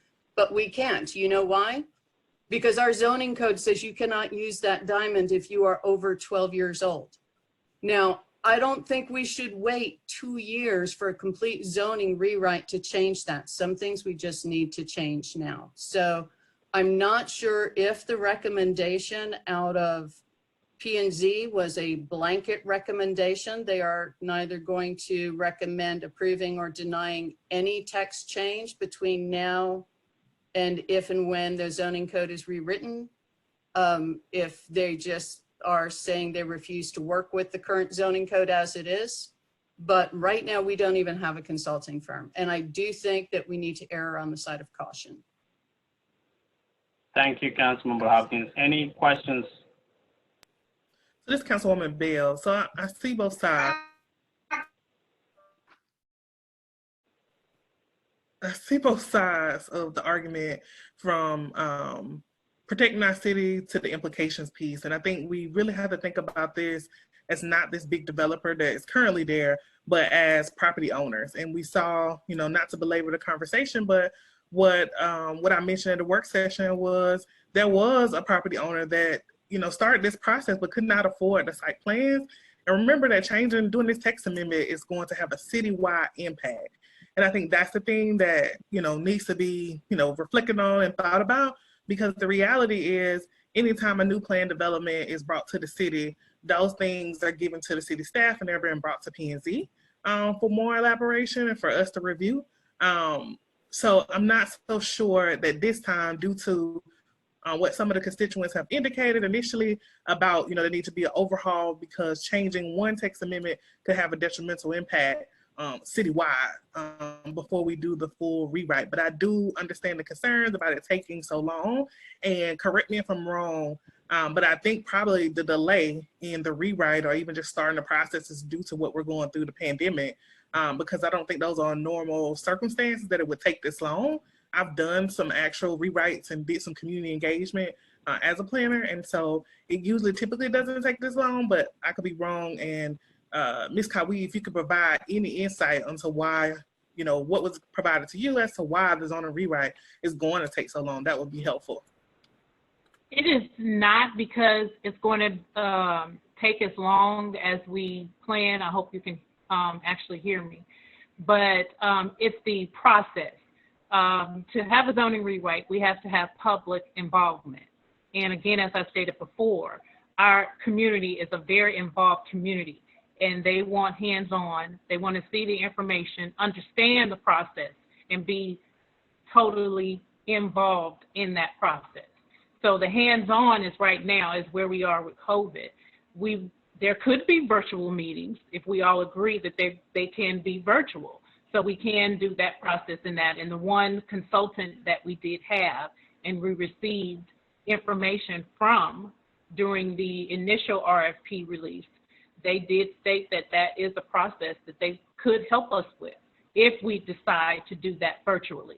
But again, it's based on, you know, the gatherings, the number of participants that could be involved in the process.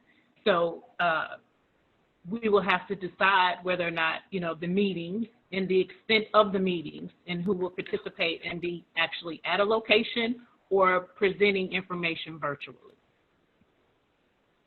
So there are options that we can for the zoning rewrite to take place. And we did state before that we were going to open the RFP process again so that we can get more proposals to review. At that time, we only received one, and then COVID had the outbreak. Thank you. And Shawana, Shawana, real quick, is it possible to do the RFP process to start the bidding in September then? And to We see can. if they, Yes, Councilman Carroll, we can submit the RFP again. It is ready. It is ready to be submitted again, as we did earlier this year. It's just the amount of responses that we will receive. That's what we're looking for, an increase in.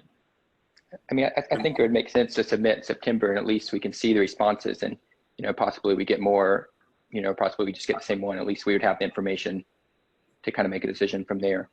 I think that would make sense, unless the rest of the council disagrees. I will go by your direction. So I agree with you, Councilmember Carroll. I wonder if it makes sense to, if you know, the full council as well as the city staff are in agreement to, if they want to go ahead and start the process, if we could do a portion of it virtually, just so we could start the process and collect data, and then move on throughout the process, just to at least start it, so it wouldn't be delayed too much longer.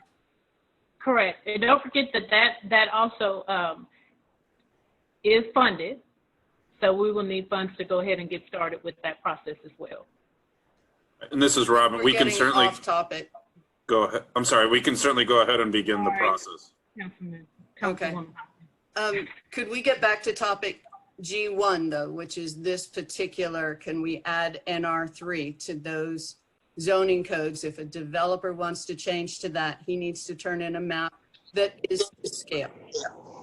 That's all I'm asking for. And we're talking about a massive difference in scale of projects here. I'm talking about what we can pass tonight to get people. I mean, that developer on East Avenue, he did turn in a completely dishonest map, and there's no nice way to say that. It was just straight up, not even close to the lot sizes that were required. And if we had an accurate, since his purchase offer on that land was contingent upon that zoning change, and the zoning change was contingent upon being able to understand his map, which was incorrect. I think we need to just say, you know what, all we're asking, not that you turn in a map, you could have done that before, that it be an honest map, that it be to scale. That's all I'm asking. And the whole zoning rewrite review, we're talking about a year and a half under best non-COVID conditions. That has nothing to do with what I'm requesting here. So I think that's what is also confusing for me, Councilmember Hopkins. You keep mentioning developer, and I think the things that have been stated is that this can also impact your regular property owner if they wanted to make changes under this text amendment. So can you clarify, is this for, are you using this text just for developers and saying large developers, small developers of a certain, you're on mute. If you want to change to a zoning code of NR3 from anything else, then you need to turn in a development plan with the request. That's just part of the application. That is the way it was until 2017. We just changed it to that without requiring that, and that left open the window for the devastation of our forest. But I'm just trying to correct it back where that would not be an option. If you want to clear cut a forest, you need to turn it. Now, a lot of people are throwing out hypotheticals of that odd resident who I don't necessarily see their hardship. They're maybe have a lot with 2 houses on it. They live on one, they want to make it 4 houses. If you are, that's not a big development. That could be an acre. That could be 3/4 of an acre. But if you're going to build 4 houses, you're going to have an idea of what you want anyway. Turning in a map with the north, true north marked on it, and the houses to scale of what you think you're going to put there is not a hardship. And that is a much less likely hypothetical than a developer. Usually if somebody wants to change something to highest population, density, residential, they are a developer. That is just the most likely scenario. And they are probably not somebody who's living in Clarkston. And I'm about protecting those who are living in Clarkston and our quality of life. So I think that's where the assumption comes in, because if I recall correctly, Ms. Hazel Poe is actually one that actually wanted to change it from NR1 to NR3 and just couldn't afford the site plan, and she had to withdraw. And so that's what I'm thinking. That is what concerns me, is that this impacts those that live here, those that own the property here, because they may not be able to afford it. And that, which was not a hypothetical example, but a factual example of something that occurred here in the city of Clarkston. I don't really know if I want to argue with you, but that particular case you're referring to, the change in law that allowed her to do that without having to have a development plan, is the kind of devastation of our environment that I'm trying to protect us from. But this has nothing to do with the devastation of the environment. I mean, the council could approve 1,000 trees being cut down with this change, or the council could not approve 1,000 trees being cut down without this change. The council can vote based on what will happen to the environment, regardless of whether a site plan is submitted or not. And the council could also always require a site plan if they wanted to for any existing development or any new development. So the question is really just, should every developer, even a developer that's only subdividing a small lot, have to pay several $1,000s at the minimum to get a site plan, which is not something you can just draw up yourself. It's something you have to pay a professional to draw up before you're even approved for financing or approved for anything that you would have to come out of pocket for, which, like Councilwoman Bell said, is not something that especially older, lower income residents who may be looking to sell or subdivide their property can afford to do. So I think a compromise measure would be, if you only are targeting big developers, which what it sounds like is what you want, to make it for only, say, a 2-acre development, which is a third the size of East Avenue. Or if you're not going to concede to that, then that just shows me that you are targeting a small person, older person, maybe trying to sell and subdivide their home. And if you want to do that, you should just say, hey, I think we should make it harder for Clarkston residents to subdivide their property, or harder for Clarkston residents to be able to sell their property if they need to move on and move to Florida or something like that. And just admit this is going to impose a burden on smaller residents and not just big developers. Because if you're not willing to limit it to just the big developers, then that kind of says it all as to who you're trying to target with this legislation change. I feel like I'm playing a weird good cop, bad cop thing here, because you're saying I should target the big developers, like the ones on East Avenue, and YT's like, well, maybe you shouldn't do this because it'd be really hard on the small landowner, like the one on East Avenue. So one of you is like— That's not what I said. I said you're talking about Ms. Poe, right? Yes, it is going to have an impact on property owners that cannot afford a site plan. That's what I'm saying. Right. But that's so they changed it to enable them not to require a site plan. All I'm asking is that the city council, when they make a decision on the zoning change, be given factual, correct information on which to make the decision, which is what they did not have before. Thank you, Council. I think we have exhausted this. Are there any other council members who want to speak who haven't spoken already?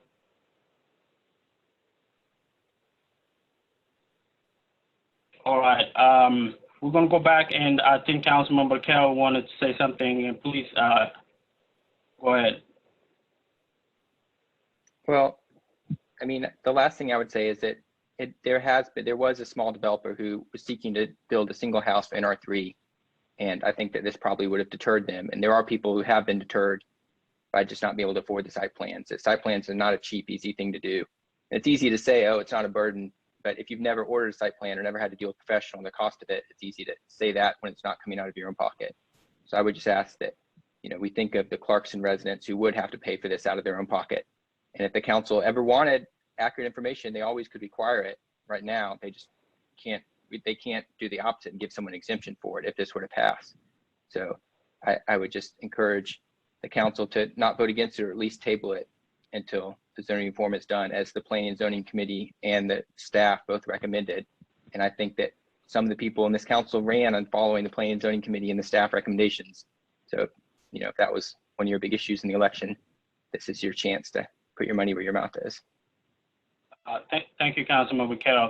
And I think there is one thing we keep saying, that it will be a hardship to submit a site plan And we say that also that, if I'm wrong, Ms. Cowie can correct me, but everybody is required to submit a site plan. So I'm really not sure if the submission of the site plan in advance, it will be a problem because site plan will be required regardless. Isn't that the case, Ms. Cowie? But I'll wait. That's after the rezoning is approved and after they've gotten financing. Then, of course, they can do a site plan.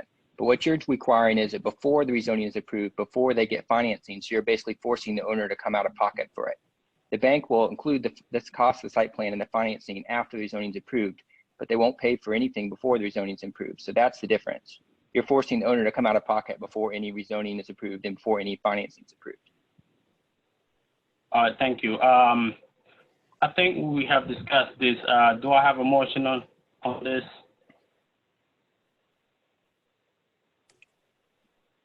I make a motion to approve item G1 to add the NR3 zoning code to the designation of zoning codes that require a full development plan to change to NR3.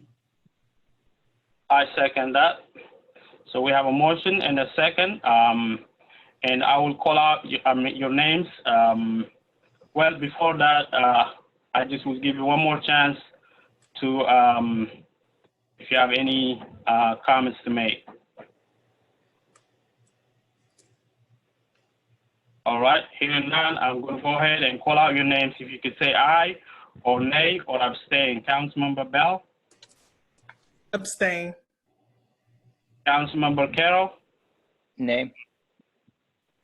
Councilmember Hassan? Well, he's not at the meeting. Councilmember Hopkins? Aye. Councilmember Johnson? Aye. And this is Vice Mayor Iyasu. I also vote aye. The motion carries. The next agenda item is declare surplus police vehicles. And I recognize City Manager, Mr. Gomez. Thank you, Mr. Vice Mayor. And as we mentioned last week at the council work session, this is just a requirement under Georgia code that we declare vehicles that we are looking to dispose that have exceeded their useful life through our just disposal auction process. So the two vehicles are listed, formally utilized by our police department. Thank you, sir. I think this is pretty straightforward agenda item. If you have any questions, please go ahead.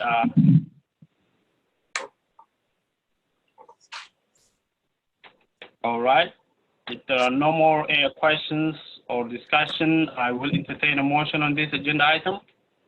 Move that we adopt a resolution to declare property surplus for the city of Clarkston. I second that motion. Thank you, Councilmember Bell and Johnson. So we have a motion and a second. And I'll call out your names. If you could say aye, nay, or abstain. This is a city council meeting. Can you mute your phones? I'm sorry, please. Councilmember Bell. Aye. Councilmember Carroll. Councilmember Carroll. Aye. Aye. Councilmember Hassan. He's not here. Councilmember Hopkins. Aye. Councilmember Johnson. Aye. And this is Vice Mayor Iyasu. I also vote aye, and this motion carries. The next agenda item is approve Memorandum of Understanding between Majestic Indian Creek LLC and the City of Clarkston for a stormwater improvement project at the Bell Street and the Atlanta area School for the Deaf. And I again recognize our city manager to introduce this agenda item. Thank you, Mr. Vice Mayor. Again, this item is to approve a memorandum of agreement between the city and the owners of the Indian Creek apartment complex located at 928 North Indian Creek Road. We are beginning the stages of a stormwater improvement project to alleviate flooding on DeBell Street, combined with flooding that has impacted the Atlanta Area School for the Deaf. Again, this is a stormwater improvement project. The funding for this, the city's funding, comes from the stormwater fee. This is not a general fund project nor any general fund revenue used to pay for this. With this agreement, it's the companion to an agreement the council approved a few meetings ago with the Georgia Department of Education. This agreement is for Majestic Indian Creek LLC to provide funding up to $40,000, not to exceed $40,000 to assist with the cost of the project. We originally estimated the cost to be $300,000. We have not bid this project out yet. We are looking to do that likely by September. And then we will come back to the council with the results of those bids and recommend a contractor, a company to hire to do the work. But this item again is just to approve this agreement in which Majestic Indian Creek, they are not required to, they're not obligated, but they are willing to partner to help with the success of this project that will, again, alleviate quite a bit of flooding onto the Atlanta Area School for the Deaf, as well as our right-of-way to Bell Street, which is in dire need of work, and needs more help than just patching and filling the potholes that are there. There's an awful amount of water that is running off from the apartment complex down this road that continues to erode and destroy the street. So we appreciate Majestic Indian Creek's support of the project, and hopefully within the next 6 months, this will be completed, hopefully sooner than that. Thank you, Mr. Gomez. And again, this is pretty straightforward as well.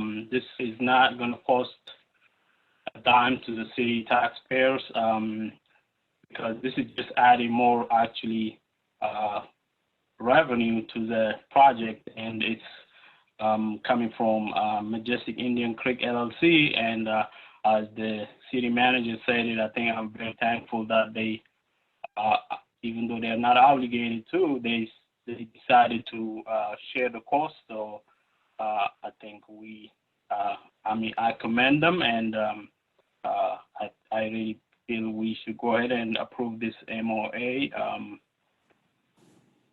Are there any questions or comments from the council?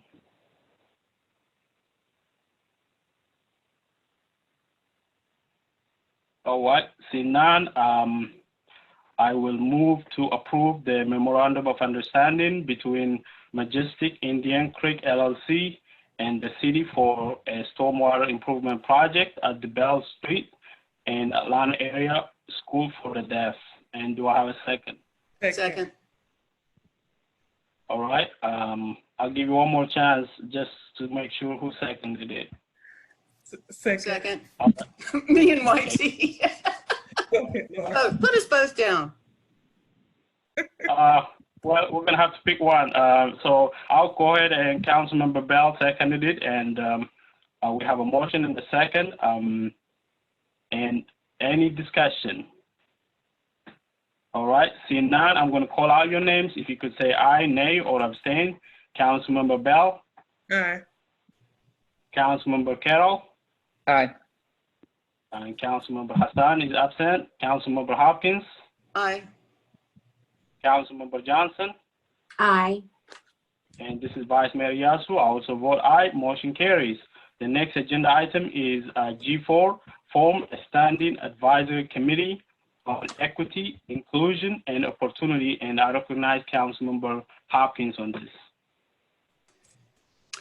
Yes, I just wanted, since before I was on the council, to have a formal way of addressing equity and inclusion and opportunity in Clarkston, because we did select to eliminate, to spread the finance standing advisory committee responsibilities across the entirety of the board, which I think it was really everyone's responsibility to approve the annual budget anyway, but that opened space for us to create another standing advisory committee, and we don't have a formal structure in place at the moment for looking into connecting with the residents and ensuring universal equity and inclusion and equal opportunity with the city and the residents. So I would like to form that committee. I would like to chair that committee. Thank you, Councilmember Hopkins. And I definitely support this initiative. I think you don't have any committee so far that you're hearing, so you definitely will be you will do well as the chair of this committee as well. Are there any questions or comments on this agenda item from the council?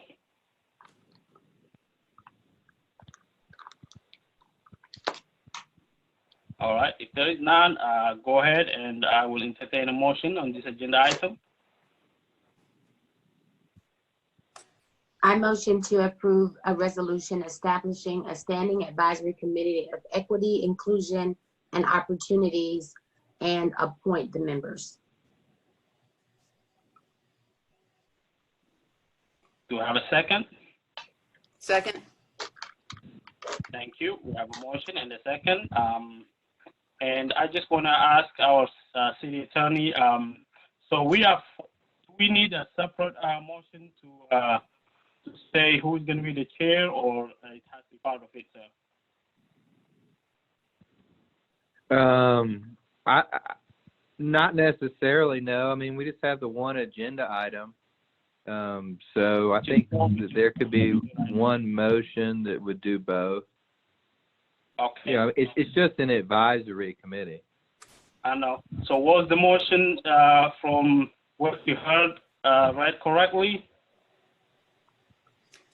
I heard Ms. Hopkins say that she wanted to be the chairperson, but I'm not sure if she was the one who made the motion. Can you go ahead and Councilmember Johnson amend the motion and include that Councilmember Hopkins will be the chair? Okay. And sorry, can we unmute Ahmed? He's on the line but not able to call, not able to speak. He can pray 5-star. I mean 6-star. If you can hear us, press 6-star. It should unmute him. I think he just has to press on mute. Or whoever is the host can unmute him, I believe. Yes, that's what I was asking for. Ahmed, are you there? Ahmed? All the hear me numbers now? are unmuted. Go ahead. We can hear you. Go ahead. Thank you. Can you hear me now? Yes. Yes, thank you. So you are in. Okay. All right. Thank you for joining us, Councilmember Hassan. We are at D4 right now. We just are asking Councilmember Johnson to read out her resolution, her motion. Go ahead, Councilmember Johnson. I motion to approve a resolution establishing a standing advisory committee on equity and inclusion and opportunity, and appoint Councilwoman Hopkins as chair. Do we have a second? Second. Thank you, Councilmember Johnson and Councilmember Hopkins. Are there any comments on this agenda item? All right, hearing none, I'm going to call out your name. If you could say aye, nay, or abstain. Councilmember Bell. Aye. Yeah, hello? Can you hear me? Can you guys hear me? Yes. Hi, how are you? I'm sorry, we are you a council member? Can you mute your phone, please? She muted herself. Thank you. I got lost. I'm sorry, Councilmember Bell? Aye. Councilmember Carroll? Aye. Councilmember Hassan? Aye. Councilmember Hopkins? Aye. Councilmember Johnson? Aye.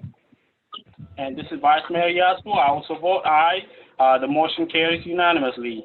The next agenda item is G5, housing relief to unemployed residents, both rent and mortgage relief by partnering with nonprofit organizations and intergovernmental cooperation.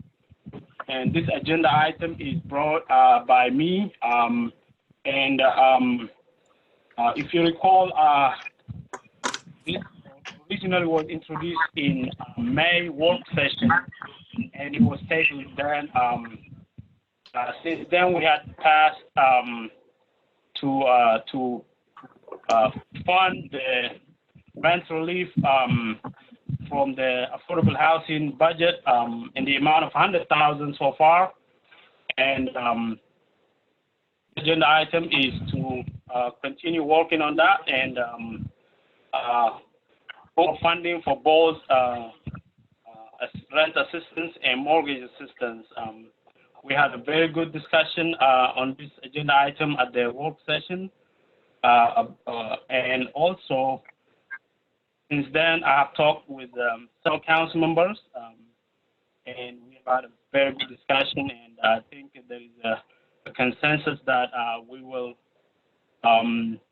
temporarily plug the rent relief part of the budget and from the affordable housing temporarily until next month, and we will visit it back again as soon as we hear from the from the county. As soon as we complete the IGA, we will decide how much more is needed to add those programs. And if there are any questions, I'm ready to answer.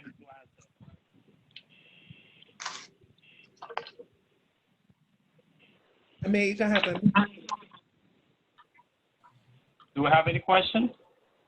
Yes. I am a resident of Clarkston. Please state your name. My name is. We cannot. Right now, we are not. This is not public comments time. So, if you could mute your phone, this is only for the council members.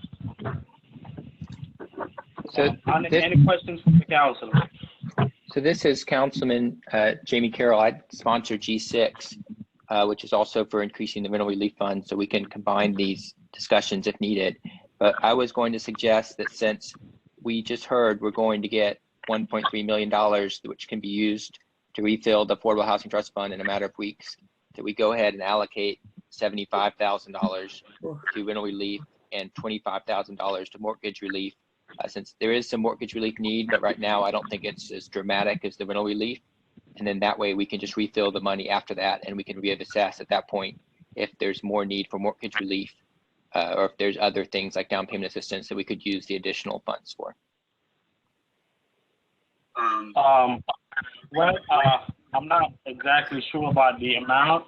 I think there is a consensus, as I say, from the council that everybody wants to help and everybody's on board for adding more funding. The only question is how much and how far can we go? Because this is eventually, if we went, or like in 2 months, if we run out of 100,000, that tells you that this is eventually going to be beyond the capacity of the city. So the only question right now is how much or how far and how long we're going to do it. And the thing is, I think we should make sure we are positive. We can read the IGA, and we want to make sure that we get we know the exact amount of money, because the money is right now not absolute. We don't know exactly how much money will come, but regardless of how much we get, I assume we'll support adding more funding, let's say at next council meeting. But for now, the idea is that we have talked about this. Screening is and so she started breastfeeding in school. I've heard stories.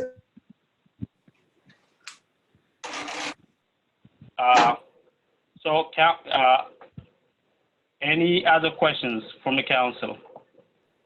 So, I do have one quick question. I'm of course for both getting relief funds, but what's the criteria for, or what are you thinking maybe the criteria to show that they need relief, or criteria that you're thinking that will be applicable for those that are homeowners? Because, you know, with renters, they a letter that comes from the property management company, but with the homeowners, how do we decipher? I'm just curious.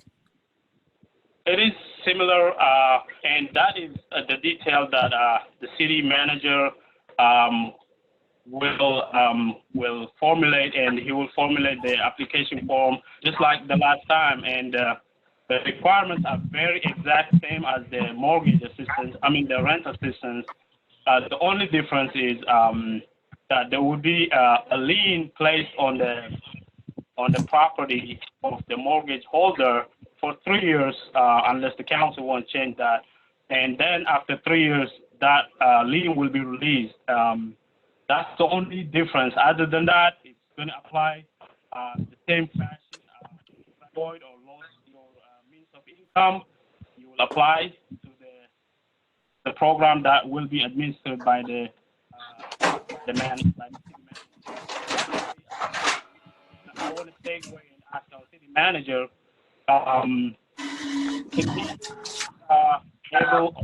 will he? This is. Sir. Hi, this is Stephen. You know, as far as determining as confirming the amount, if that's what Councilwoman Bell was asking, how do we know the amount they owe per month?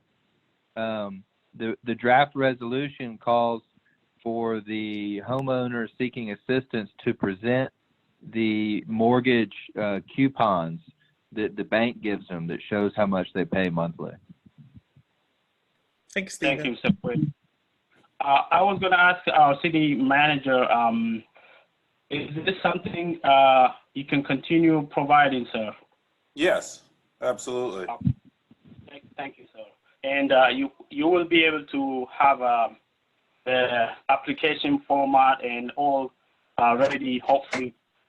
And I understand the thing is mortgage prices probably going to be very slow to respond to the pandemic right now. Most people are paying their rent and their mortgage. The only thing I'm very concerned about it is just equal as the rent. If we just have no plan and we don't help those, and if we are not proactive, it could be even worse crisis in our hands. So the idea is to make sure we have something placed in there. But and I do understand that the demand is more on rent assistance because most rental assistance, rental bills are, they are not something that are 30 years or 40 years. There's that difference, but the point is we will have something to help all renters and mortgage resolution. So this Councilwoman Bell, I do have a question. Councilman Miyasu, is there any desire from you to do $50K and then we come back and reevaluate it, and it's for the renters as well as the homeowners, and whoever applies, they actually get it through Mr. Gomez, plus through the applications, and then in a month's time we come back just to reevaluate and just figure out where the need may be greater and more significant as we continue to navigate this pandemic. So $50K for which one? For which assistance? So both. For both.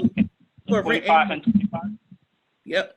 Well, so rent and mortgage relief, and then, it's all about the applications and who apply, and then coming back and reevaluating it in a month's time or for the next meeting.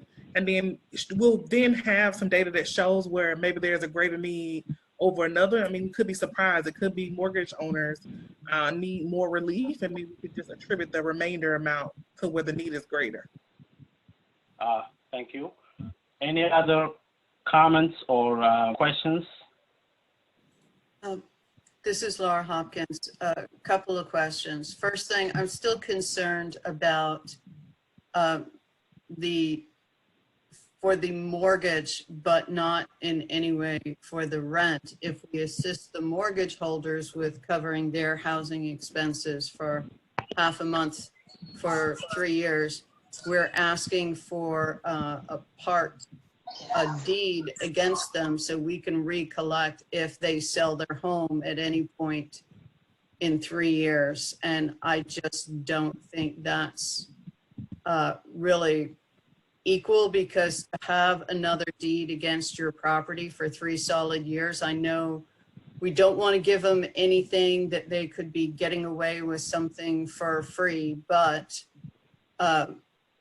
just as a renter could be behind on their rent, and so they're going to lose their security deposit, but we go ahead and pay their rent for them. They move out a month later and they get that $1,500 security deposit back. It's like us giving them cash and them taking off with it. The same as a mortgage holder. I think taking a deed against their home for a mortgage holder for 3 years, I don't know, they have to prove already, if I'm correct, that they've lost their income in some way related to COVID. Is that right to qualify? That's a fair question, Councilmember Hopkins. I am open to, if you feel like 3 years is longer, or if you feel like we should totally remove it. I personally see it as a way to make sure that any beneficiary would stay in Clarkston, and that's why we are having this, so that we can help people stay in the city and not move out without their desire, so that they don't lose their homes. But if somebody eventually decides to move out of the city for any other reason besides the current crisis, I think it would not be any major hindrance to them if they would just pay back whatever benefit they got from the sales cost of the sales of their house. So if you feel we could lower that, make it 2 years or make it 1 year, I am open for that as well. This Councilwoman Bell, I just think we have to think about the equity that we're putting into people's homes, and if they resell, and what those repercussions may be for, the money that we're spending. For me, as you know, I've already mentioned this several times before, a majority of our housing stock is apartment complexes. And so I feel that, when it's significant, but I do understand that mortgage relief is necessary for some mortgage owners that are, going through these challenging times. I just think that as it relates to the lien, we just have to be mindful of resale and the value that we're putting into people's homes. How I understand, Councilmember Hopkins, your concern about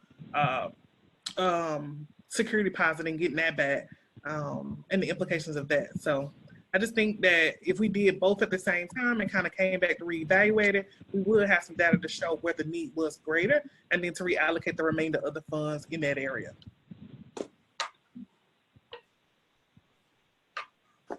Any other council member want to comment? Yes. Haven't commented, please. Yes, I have a question. This is Deborah Johnson.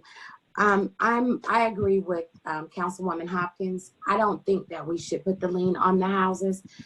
Because just like the rental assistance program, we're getting nothing in return for that. And we're actually giving money to the mortgage holder for the complexes. So I think we should actually, if we're gonna assist them and not put a lien on their property. And there's, I think a couple of residents made a comment last week during the work session. There's other things that we can do for homeowners. We can do a electric release program. We can do we don't know where the need is, because we haven't solicited anything to mortgage owners. So we may need to do that analysis now and while we're waiting on additional funds, and then we'll know how to allocate the ones we have. That way we can be fair across the board. Because if we allow 25K for mortgages and then we get 50 applications totaling 50,000 and we already allocated the money for rental assistance, then we have homeowners that we can't help. So I think we need to evaluate both sides of this picture, because we've already given 100K to rental assistance and nothing to our homeowners at all. So Attorney Quinn. Sorry, Deborah, go ahead. No, go right ahead. Hey, Attorney Quinn, I have a question. What does that look like for us to not pay into the mortgages, but to pay utilities or other bills when they're in need for homeowners? Well, I mean, that would be a different program than what's been drawn up, but I suppose that, I mean, here's the thing. I think that would probably be a good program to use the CARES money on.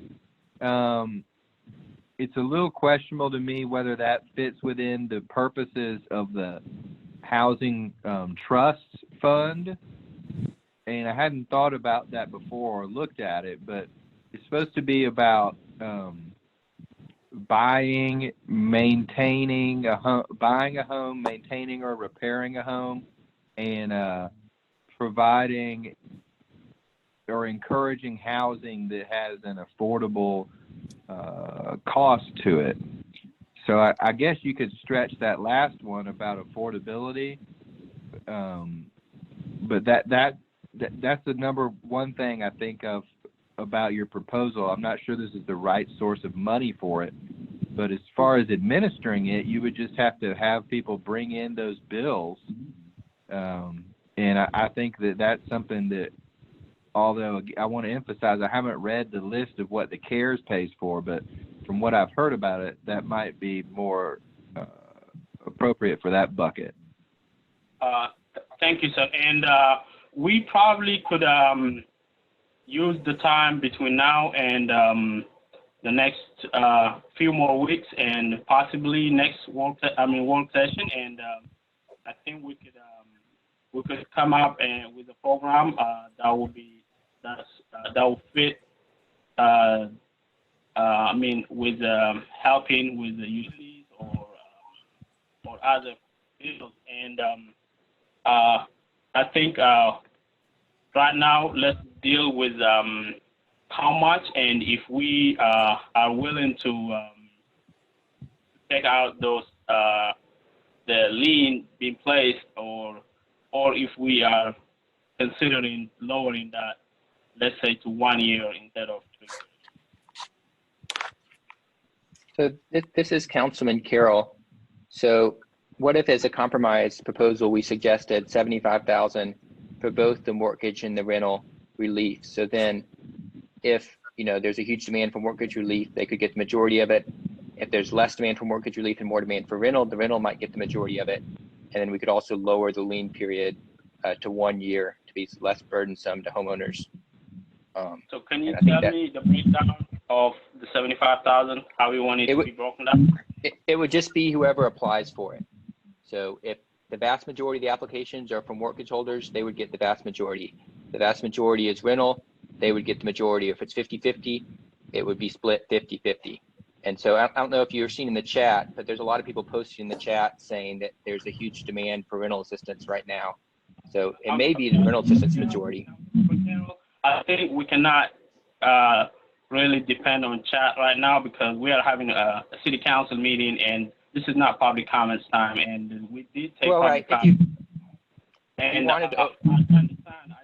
I want to be fair, and we need to have a meeting here. So I understand there are people passionate about and comments, and the comments at this point are, even though I do understand that's within the purview, but if we were doing this over the phone, we wouldn't have any comments. So I think we cannot use those.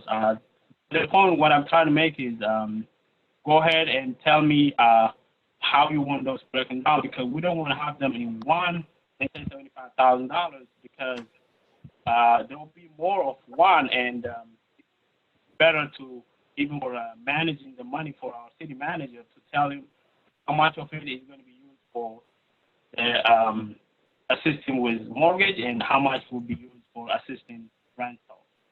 So my proposal is that we just say $75,000 and it can be used based on the applications. So if the vast majority of the applications are mortgage, the mortgage will get the vast majority of it. The vast majority is rental will get the vast majority, or 50-50 split. And we can ask City Manager Gomez, I don't know if that is too much of an administrative burden for you, or if it'd be possible to accept both mortgage and rental applications for the same pot of money until, you know, the money is exhausted. I do disagree with that because I feel we have to specify how much money will be used. Well, do you want to? Well, do you want to let City Manager Gomez answer that question if it's administratively possible before? No, but because I just feel even for the city council to plan and know how much money exactly we are utilizing for rental purposes. I feel this is my agenda item. I just feel this is not. I think. Okay, well, if that's your agenda item, we can wait till my agenda item, and then I'll propose the rent there, and you can just oppose the mortgage assistance for your agenda item. Same thing. I mean. Well, no, it's your agenda item, so you can propose it for what you want for yours, and I'll propose what I want for mine. Any other questions from the council? So only statement that I'll make is that City Manager Gomez may be able to tell us, you know, if we just put it all in one pot, you know, where the need is based on, you know, the check of the box of the application that shows if you are a mortgage owner versus you're a renter, and that will kind of help with the deciphering, you know, how much we're spending for mortgage owners versus renters. But that's just an idea. Mr. Gomez, please go ahead, and if you. Right. Well, I mean, however you'd like us to proceed, we will follow whatever direction. But I've received very, very few calls for mortgage assistance. I think I've received 4 these last couple of months. So again, there's an overwhelming majority for the rental assistance. But if we provide funding for mortgage, there may be folks more than just the 4 who have called. We don't really know. But again, it's primarily rental, and again, since over 80% of our residents do rent, likely it's just going to be significantly sided toward the renters. But we can administer however you would like, and we will take in all the data, take all the information, and go from there. Thank you. And by the way, Councilmember Carroll, I'm not saying the money might even total up to what you are actually recommending, but I am still so strongly in favor of making sure we split those 2, and we know how much exactly we're going to spend for rent assistance and how much exactly we're going to spend for mortgage assistance. Why does it matter? Why does it matter knowing exactly how much goes to rent and mortgage versus just helping those that are in need? I thought the whole point of this was to help those that are in need. And if we open up to both, those that are in need will be helped. Because we are still gonna help both, and we are just for our policy setting purposes, and plus for management purposes, I strongly just feel like we have to specify how much money will be spent for which program. But we are, regardless, all we care about is at the end of the day, how do we help our residents, both mortgage and rent assistance, regardless of whether we put it in one pot or we put it in 2 pots. I just feel it's better to specify how much money it is. And still, it's all going to come from the same affordable housing funding. So I think we should, this is unnecessary for us to argue over whether we put it together or not. Yeah, that is exactly why I think it should just come out of one pot, and then we'll learn who received what funds on the back end if we're going to allow Mr. Gomez to truly manage the funds in the application process. He can tell us that, and that's why I said if we put a certain amount in there now, come back in 30 days and review it, we'll have that data to conclude how should move forward. Thank Any other councilman who has, go ahead, please.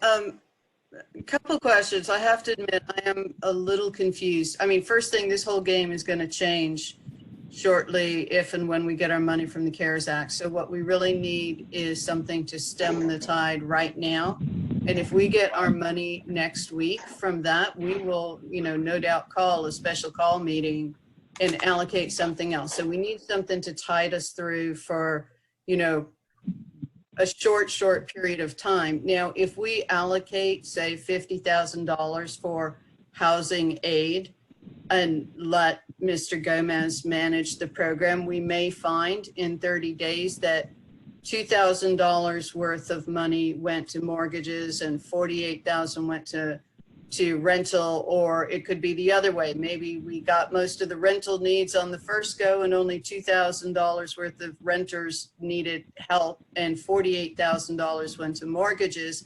And what we will have accomplished by separating them in advance is determining how good we are at predicting the future. But the point of which I really don't see, because if we guess it wrong, then we're leaving somebody stuck, and we either have to have a special call meeting to readjust the money or let some folks go without when the need is on the other side. So I do think it's just less burdensome to say designate an amount of money for housing assistance. I don't care to know how good. And I feel totally opposite, because if we designate more to rental, and then it takes 3 months for your mortgage to default. So if after 3 months we get an overflow of mortgages, but we only allowed it 25K, then we got a problem. If they only have the smaller portion. And this is what the fund was intended for. Well, that's what I'm saying. If we put it all in the same bucket, then the mortgage people can get relief as they need it. The rental people can get relief as they need it. It will be distributed according to the need and not according to our ability to predict how that's going to fall out. And as I said, it's going to change when we get our CARES money anyway. But keep in mind, although it may take longer a little bit for people to lose their homes on a mortgage, some of these folks may already be 2 months behind. So that's the concern. I just want to let you guys know also that we have a resolution that is blank, and we need to allocate amount of money on that mortgage assistance, just like we did for the rent assistance. Can't hear you, away. Could you speak closer to your microphone, please? We're losing you. Can you hear me now? Yeah. Okay, great. So all we are doing is we have a resolution that has a blank space on it. And that's why we need to specify how much money is going to go to what. And at the end of the day, I think I kind of have an understanding, or so I'm ready to make this motion, and let's see if we get a consensus on that. So if you haven't said anything new, that please go ahead, and I will give you one more chance if you haven't said anything new or if you haven't spoken already. This is Councilman Carroll. I just want to say I agree with Councilwomen Hopkins and Bell that I think we don't know enough about the need yet to allocate a certain amount to mortgage, a certain amount to rent. So I would just say, agree with them that we could just allocate it to the general pot and then find out in a month who has the greater need, and then we can reallocate once we get the CARES money. And I just want to ask one more time to Mr. Quinn. So we have a resolution that you drafted, sir, which has which needs to be filled on the dollar amount. So is it appropriate if we say we allocate a certain amount of money and we didn't specify? And I just have a concern for me to sign a resolution without a certain amount of money, because we have two different programs that we are going to commingle. So I want to ask you a question. I think what the suggestion is have it be one program. for both? It can't be a program, though. Isn't that why we had to Housing assistance. No, I want to hear from Mr. Quinn. Okay. Sure. So, I mean, it could be drawn up as one program. That's not the resolution that we have tonight. I mean, what the resolution that is there in the agenda packet anticipated a separate pot of money. So it's not that they couldn't be together. I don't view that as a legal problem. It's just not what we were anticipating coming into the meeting, and so we don't have a document for that. Thank you, sir. So I'm ready to make my motion, and I move that we allocate $25,000 for affordable housing. I'm sorry, to allocate $25,000 from Affordable Housing Trust Fund money to provide temporary mortgage payment assistance to residents impacted by the COVID-19 economic crisis. We're losing you again. Do it again? Yeah. Okay. I move that we allocate from the Affordable Housing Trust Fund money to provide temporary mortgage payment assistance to residents impacted by COVID-19 economic crisis in the amount of $25,000, and to allocate from Affordable Housing Trust Fund money to provide temporary rent payment assistance for residents impacted by COVID-19 in the amount of $50,000, totaling to $75,000.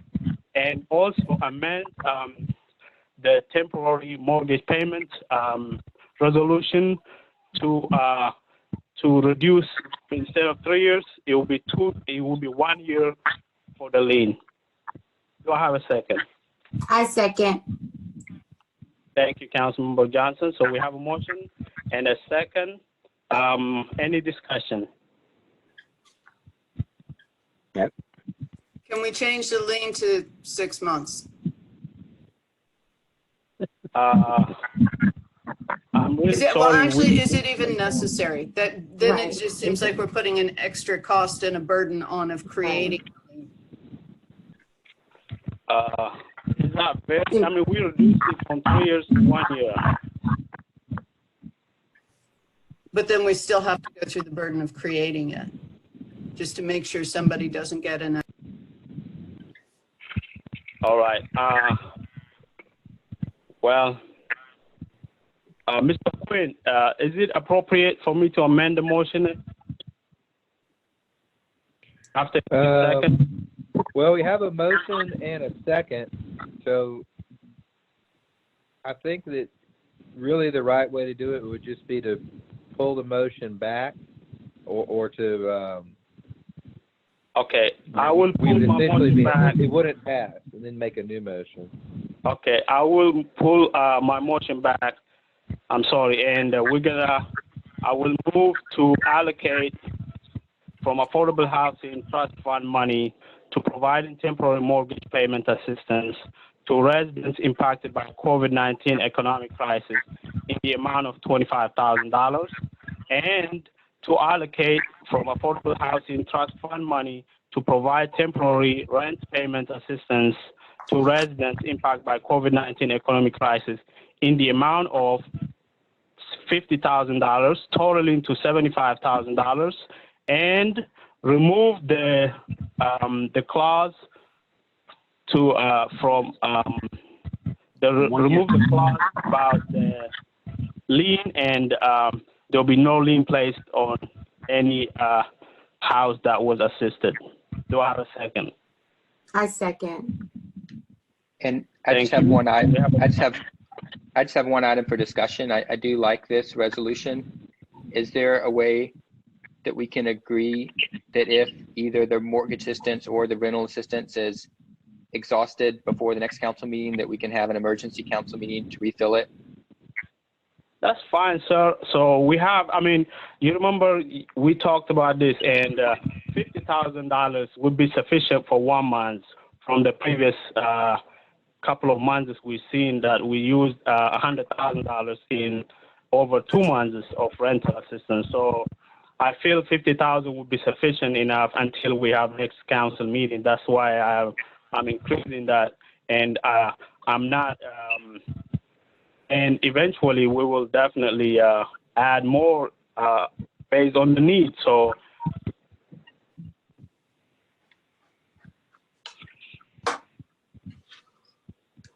Okay, we have a motion and a second on the table. I will call out your names. If you could say aye or nay or abstain. Councilmember Bell. Aye. Councilmember Carroll. Aye. Councilmember Hassan. Aye. Councilmember Hopkins. Aye. Councilmember Johnson. Aye. And this is Vice Mayor Iyasu. I also vote aye. So the motion carries unanimously. The next agenda item is G6, Emergency Assistance Program. Increase the funds for the rental relief program. Clarify to allow for up to 1/2 of 3 months of back rent to be paid to qualified applicants. And I recognize Councilmember Carroll of this. So I think we can go ahead and table this for the next month because it's been satisfied by the $50,000 rent increase. Although, of course, I would like more rent increase. You know, $50,000 I hope will be enough to make it to the next council meeting, or at least until the next emergency meeting after the CARES Act is approved. So you want to dispose it, or you want to table it? I want to table it because it may need to come up in the next month meeting, depending on how much money is used up between now and then. But we already agreed that we will increase both. That's why. Right. That's why I'm tabling it for the next month's meeting. All right, that's fine, sir. All right. So I'll just call out your names, and if you could say aye or nay or abstain to table the agenda item. We don't have to vote to table it, do we? Yeah, that's why I really honestly am for disposing it. I mean, there's no use for it anymore. Well, doesn't Councilmember Carroll, don't you have to make a motion to table it? An official motion for us to vote on it? Okay. Yes, that's an appropriate motion. Okay. I move that we table this to the next month's meeting. Second. All right, we have a motion and a second, so I will say, call your name out, say aye or nay or abstain. Councilmember Bell. Sorry, I didn't hear you, ma'am. Aye. Councilmember Carroll. Aye. Councilmember Hassan. Aye. Councilmember Hopkins. Aye. Councilmember Johnson. Aye. And this is Vice Mayor Iyasu. I also vote aye, so motion has been tabled. The next agenda item is G7, Friendship Forest Policies, Native Species Only Policy, and ban on artificial fertilizers, pesticides, herbicides, and ban on active sporting activities to ensure that Friendship Forest remains a passive park. And this has been introduced by me, and I just want to give a little background information on it. So the City Council, the Environmental and Transportation Committee held a meeting on June 11th and recommended this agenda item for consideration of the council. And the idea is nothing to change anything, but we just want to make sure the Friendship Forest that we have spent so much energy and so much resources remains a passive park and not an active park. So it's already a passive park, but we want to make sure that that rule is followed, and we also want to make sure that there's no usage of pesticides or artificial fertilizers in the forest. So if there are any questions from the council, I'll be able to answer.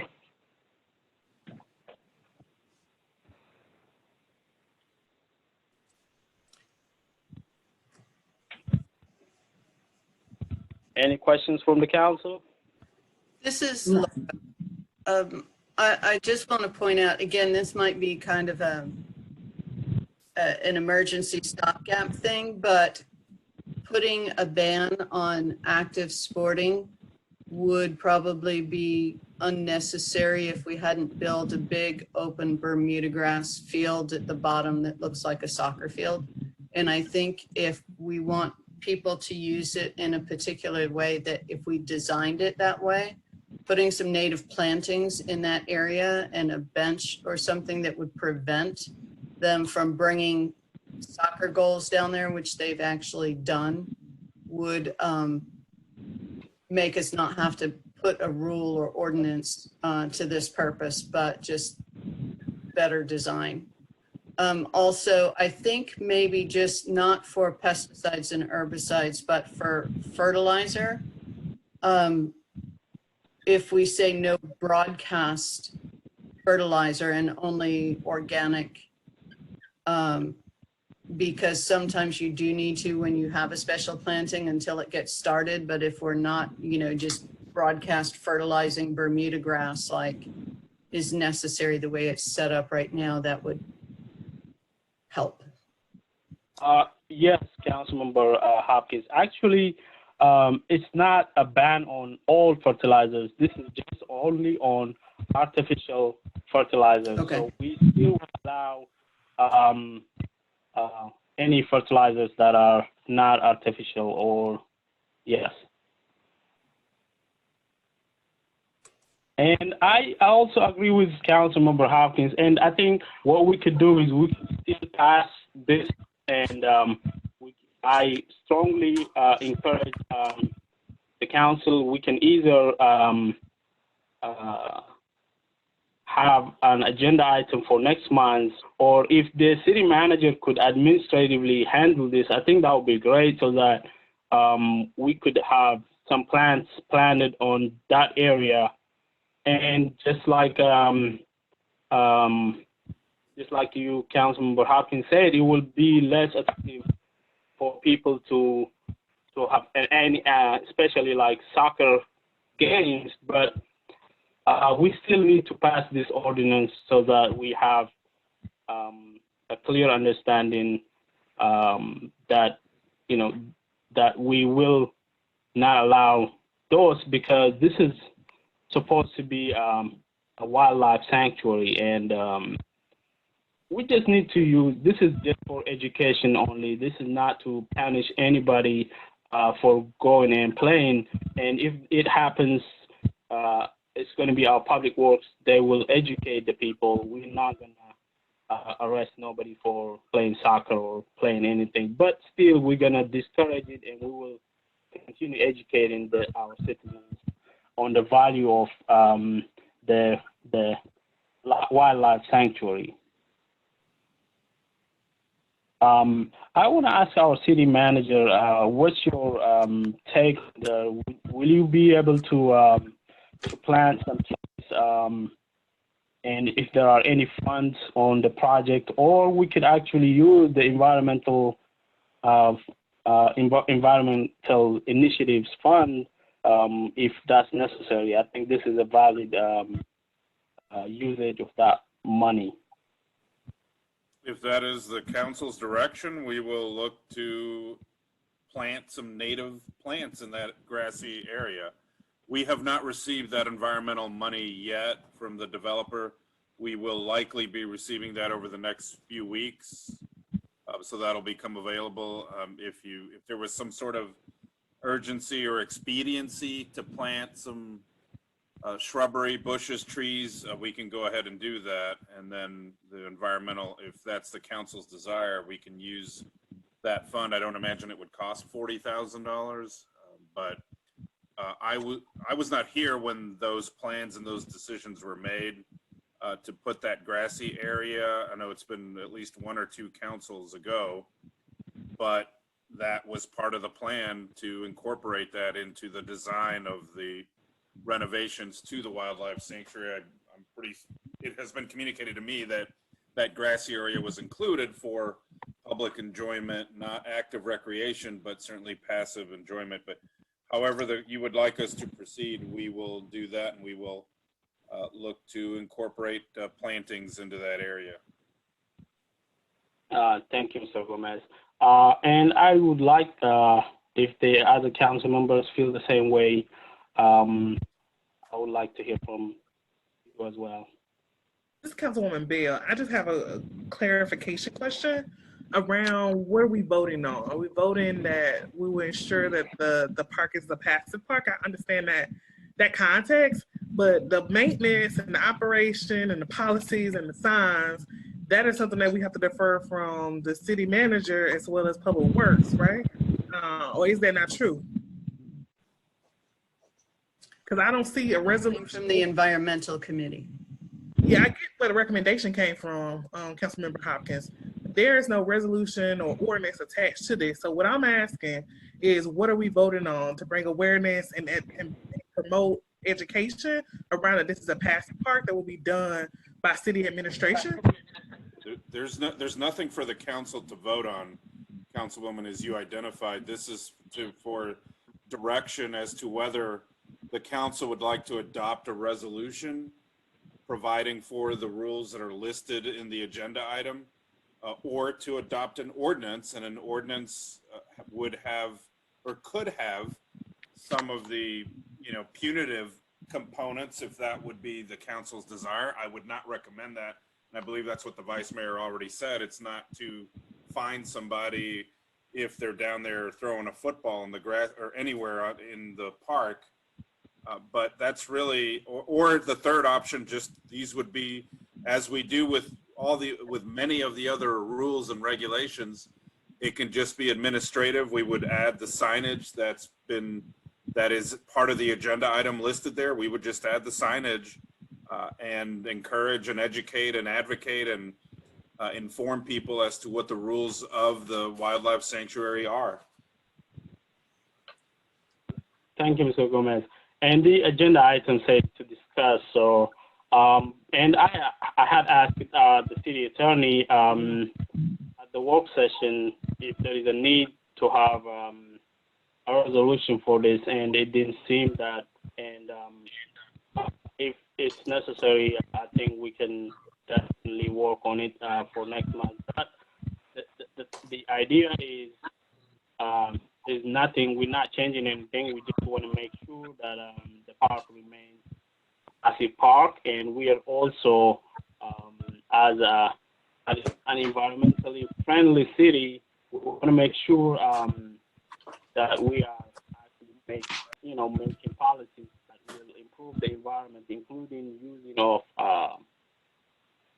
no artificial fertilizers at the park. And we are trying to make sure we avoid the usage of pesticides and herbicides that will impact the environment. So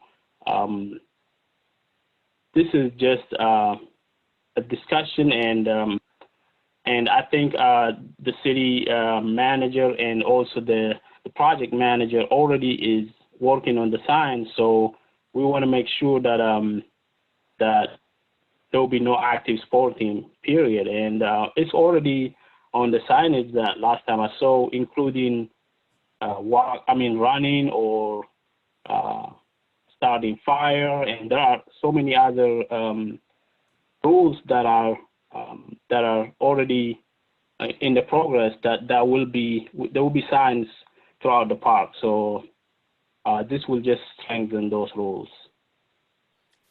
I understand that, but I just was thinking that we discussed this elaborately in the work session, and at the actual council meeting, we're here to take a vote. There's nothing to vote because it is a discussion, but I hear that this is just a discussion to see how we're going to move forward. But I thought we agreed that was administrative in the work session. Any other council member who want to speak on this? Yeah, I think it's fine if we pass a resolution for this to be guidelines. As they said, not an ordinance. It's not meant to be punitive. It's meant to ensure we're in agreement. And I'm glad you did, because again, I have concerns. I'm sorry, I missed that where you said no artificial in the wording of this. But again, the signage, it says that there's to be like one large interpretive sign at the top with a wood frame similar to national parks. It's 24 by 36, which is great. But then we have 4 signs on metal posts down by the boardwalk that are 18 by 30, which seems ridiculously large. And then 9 signs that are 11 by 17 inside the wetlands. I'm really concerned. It's starting to look like a traffic jam to me. I would like to see proofs or some ideas or mock-ups or something of the signs that we're talking about. It seems like signage that is not adding to the quality of the experience. And again, the big hand stop, do not enter. Now it's even more confusing because it's a big stop hand, says do not enter, but it's green. So that's usually a go signal. Just very concerned about the signage that's on this. Thank you. Any other comments? All right. I think that's all we have for tonight. I thank everybody for this. Has been a bit. First, we had some technical difficulties, but I think we'll work this. I think this looks good far. Thank you for moving to the Zoom instead of the just phone lines. And also, I just want to say that to our residents that who are writing comments, it's not that that we don't want to hear your comments or I don't want to hear your comments, but it's just we are at a city council meeting. We just can't take more public comments. It's exactly, that's why we have public comments at first. And so I still can encourage it, but please don't expect the council to read every comment. And so I just want to say that. And again, thank you so much. And that's all I have for the agenda. I will entertain a motion to adjourn. This is Councilman Carroll. I do appreciate all the comments. I do try to read all the comments and hear whatever the public has to say, however they want to say it. But I would also move that we adjourn. Second. Thank you. Please, if those who are in support of adjourning, please say aye. Aye. Aye. Any opposed? All right. So the meeting has been adjourned, and thank you so much. Thank you.